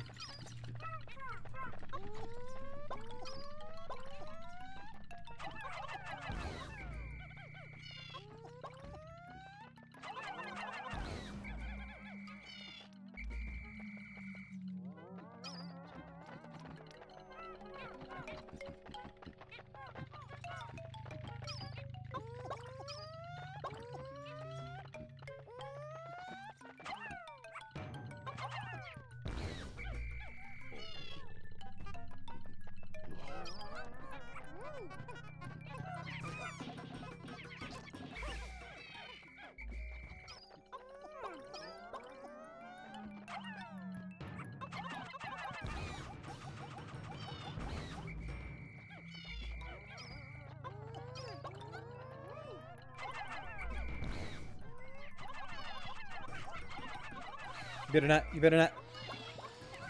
Oh, shit. That was so funny. Ooh. Ah. Rest in peace, that white Pikmin.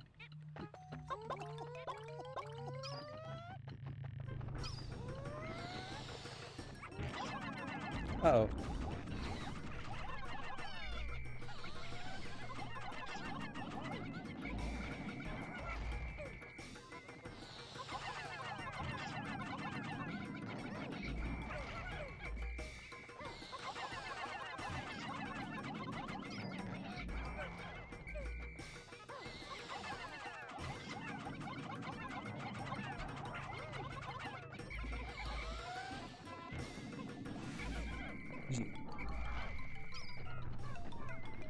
Oh, I got another one.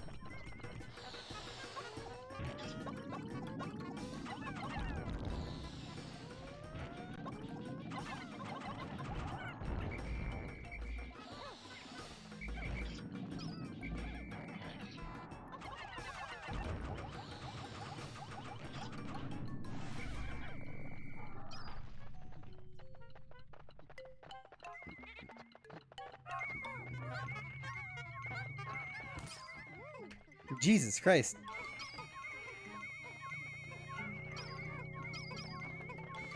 I don't remember the name of this treasure either.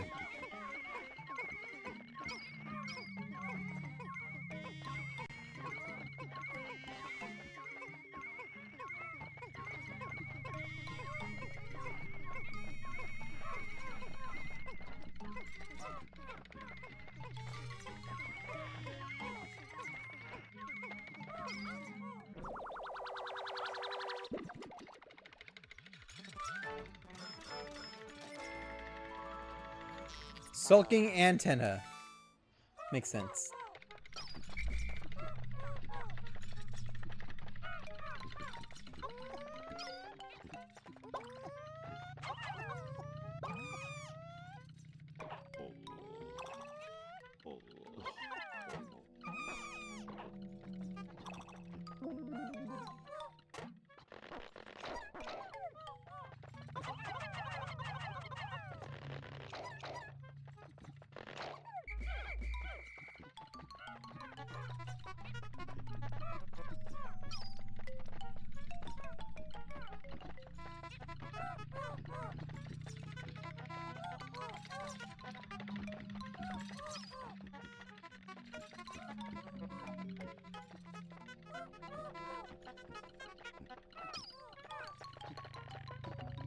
Are there any other eggs? No, I don't think so. Oh, there we go.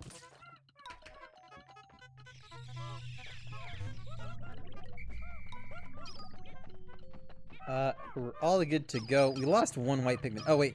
There's another treasure over here.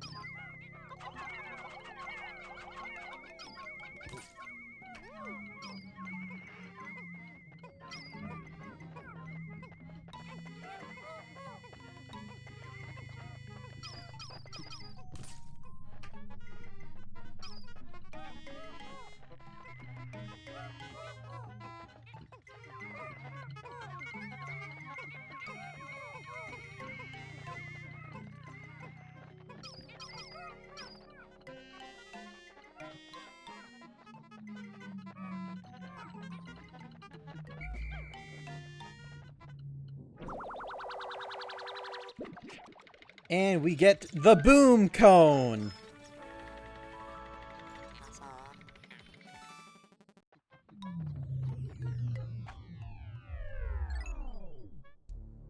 To the next hole we go. Let's see. How many sublevels are in this cave again?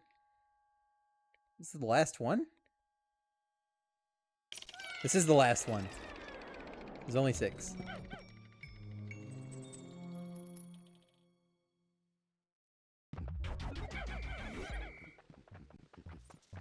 Meet the giant bread bug.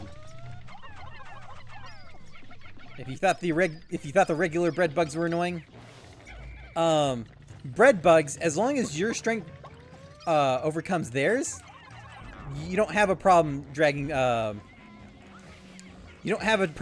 bread bugs away. The giant bread bug, it has to be twice as much or more.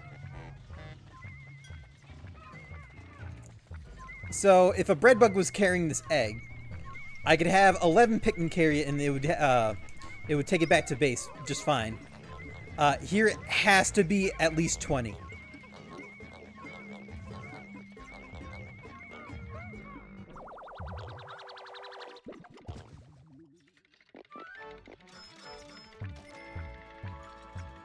The hideous victual. It's a fried egg. I want some fried eggs.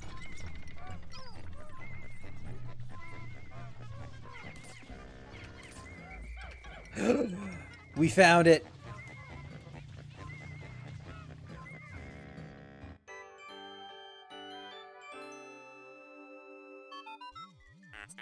The purple drop you see contains refined ultra bitter essence. One drop contains one dose. Use it on hostile creatures. Approach the creatures and press up on the D-pad to spray.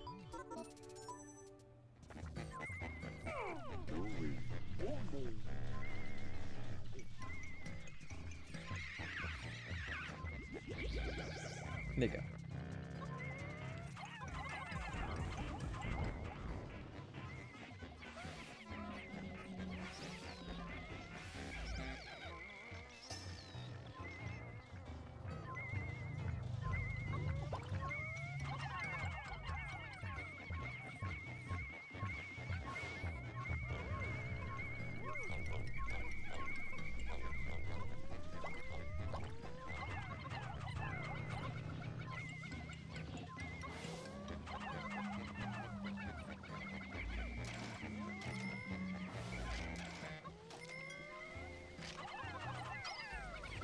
And the giant bread bug is dead.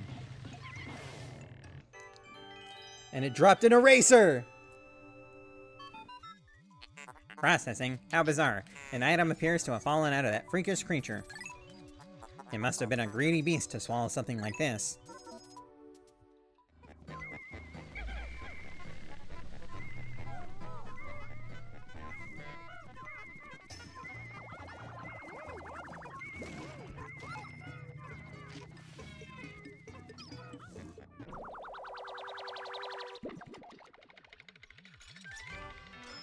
This is the dream material! This intriguing material does not conduct electricity. It is far more advanced than the material I was researching. How frustrating. A spacesuit made from this wonder alloy would insulate the wearer from electric shocks. Excellent. This new material has allowed me to complete my anti-electrifier. It is my own invention with only the smallest iota of outside inspiration. I have reconfigured your suits with this new material. They will now protect you from electricity.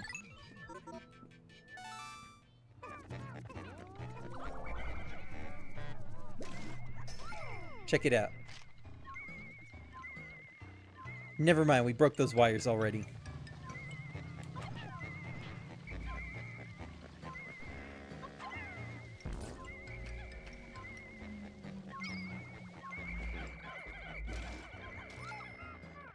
And the last bread bug is down.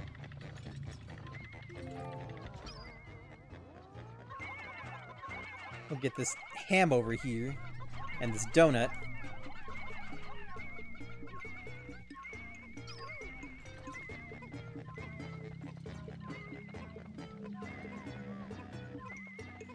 I know what this one is called. I can't remember what this one is called.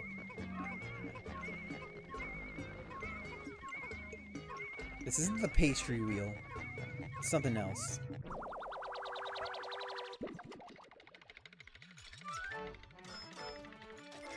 Jiggle Bones! The meat of champions. I forgot to call it out before it showed up.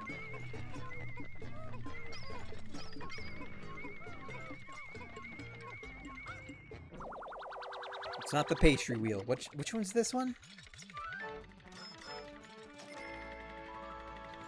The Sweet Dreamer. I wouldn't have gotten that.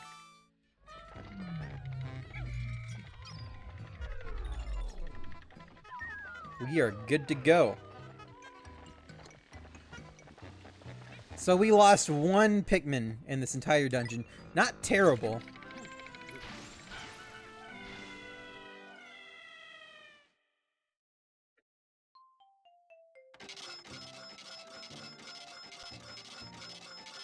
Our total has gone from 3,926 to 51,000 or 5,183.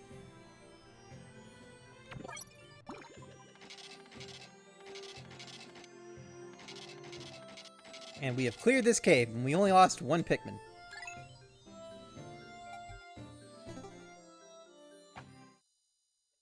So, we have done all the caves that we can right now. There is not much else we can do. That said, there is one treasure that we can grab, and we'll be getting that right now. But we've cleared half the debt already. Which is impressive, to say the least. Put you guys away. Don't think we'll need you out. Don't need you out either.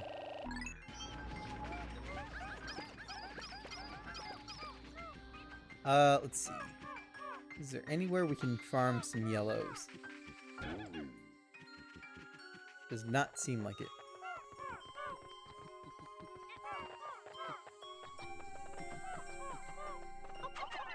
There is a treasure up there.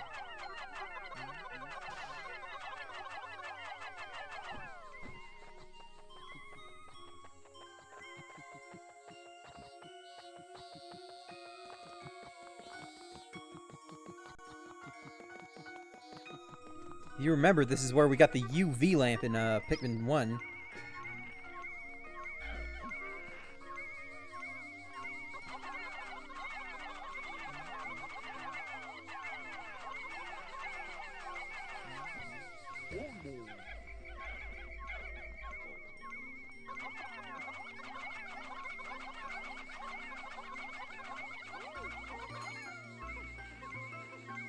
Eee. There's water in there, so you don't want your Pikmin to fall in there. Is there anything else immediately available to us? I don't think so. Those guys will be fine.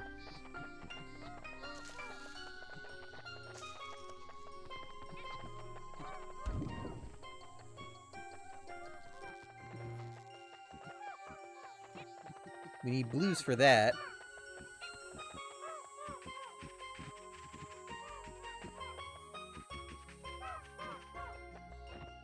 Yeah, I think this is the only other treasure we can get today, and there's nothing else we can farm off of. Unless we want to lure water dumples out of the water there. But that's not necessary.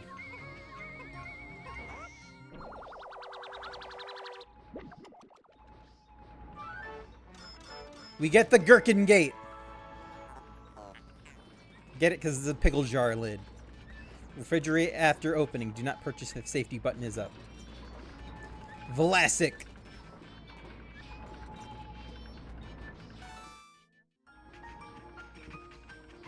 Alright, so if that's all we can really do right now, let's go explore shit.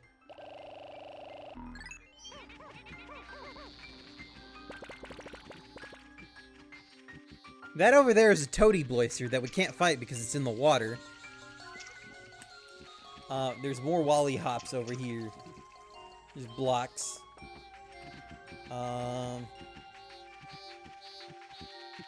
Pretty much everything else right now is sealed off.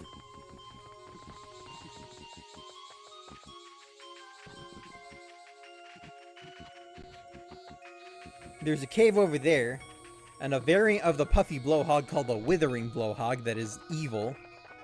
We could break these eggs and see if we can get some spray out of them. Wow. We lucked out. Don't jump. Don't jump. Okay, you stretch. Get some ultra spicy sprays from that.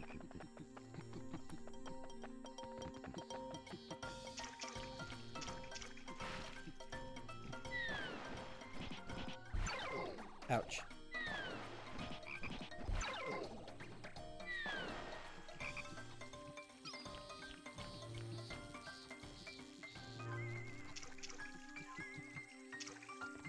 There is some merit to fighting enemies with the captain, but not yet. Not until later. Pipsqueak enemies like the Skitterleaf are fine. Unless, you know, they knock you off and...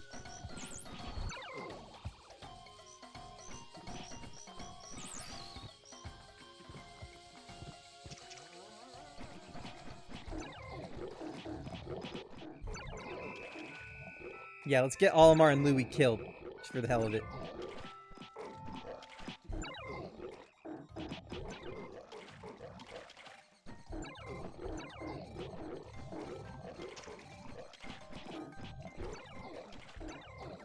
Olimar is down. Or in this font, it looks like Olimar is clown.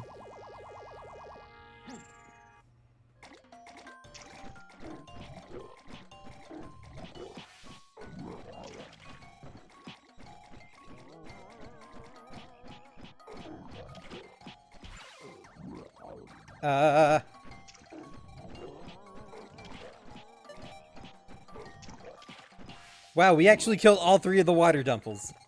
That was funny.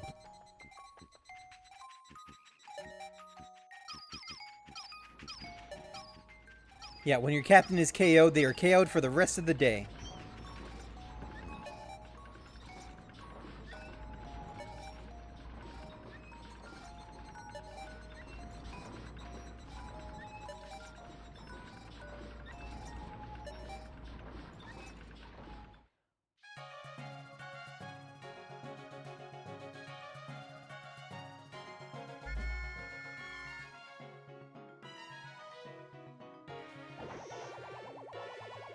Something that's important to know is that you can't heal your captains in this game, but when you enter a cave, they get a full heal. For some reason.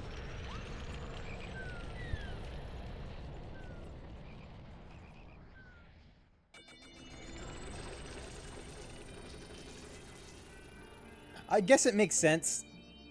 Because you're going into a dungeon that's going to be long and arduous and painful, even. Let's see all the money we got today. From like 2,217. There you go. It's a lot of money. That was 20% of the debt in one day.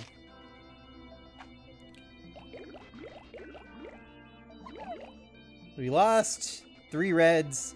We got 16 yellows. We lost 1 white, and we got 4 purples. Yeah, lost 7 Pikmin today to battle. Yikes. Olimar, you're my hero. You've raised half our debt. Still, things have become a bit dangerous, so I'm going into hiding. Focus on work and don't slack off.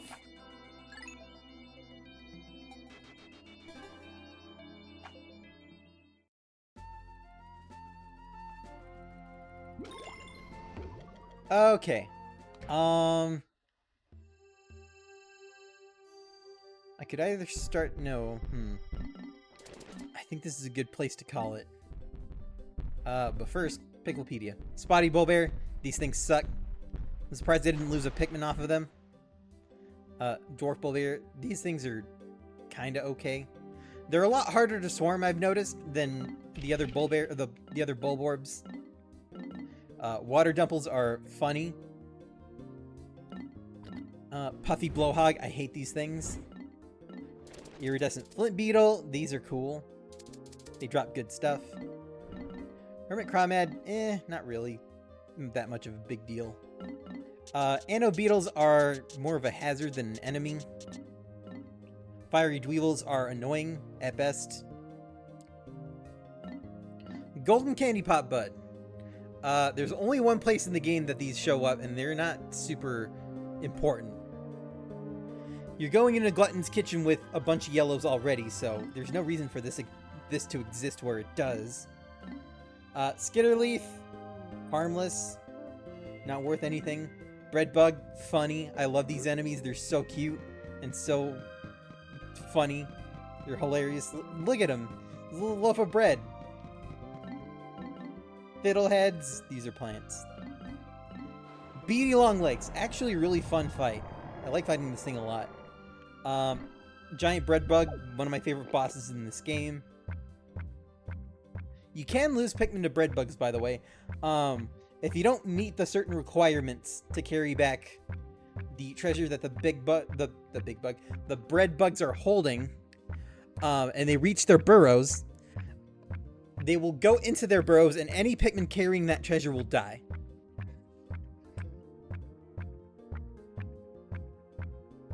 And that's pretty much it for the Picklepedia. We have a bunch of new treasures. I'm not gonna go through all these because there are a lot. Okay, that's a good place to call it, I think. We've been going for 3 hours. I'm tired. I'm hungry. I want to go get something to eat because this game makes me hungry. Let's see. Let's rate out. Is anybody else playing Pikmin 2? On the off chance. Is anybody else playing a Pikmin game? More than likely. Hang on. Pikmin 2. Who's playing Pikmin 2?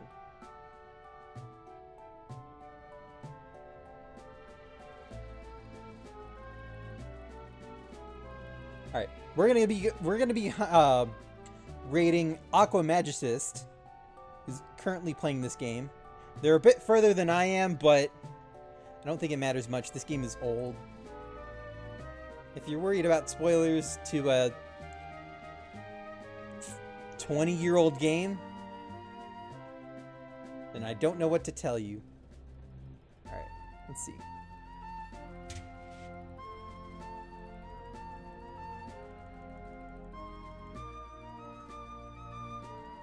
Okay.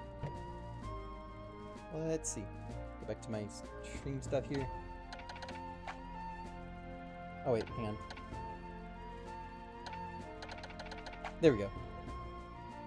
Getting ready to raid Aqua Magicist stream. Give me a moment to craft a tailored message. Get ready to copy the message. Pikmin power! We're raiding our Pikmin army Aqua Magicist. Ready to casually dominate the treasure hunt? Let's show them how it's done, from newbies to pros. Alright, you guys go ahead and copy that. We'll get the raid going. Oh, whoops. There we go. Alright, so we got a lot done in Pikmin 2. I'd say we're maybe a quarter or maybe about a third of the way there. A quarter and a half, I would say.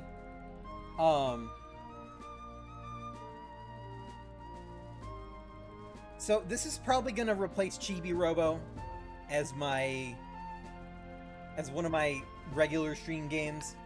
The one that's gonna replace Minecraft, I'll probably do next time on stream. I'm gonna have a lot of fun with that, I think. Mega Man's not going anywhere. As soon as I decide I want to play Mega Man 9, we will get to that. But that's later. That said, I can't wait to play more of this. I didn't expect to have as much fun as I was gonna do in this game. I played this game multiple times already, but I'm enjoying myself. This is fun.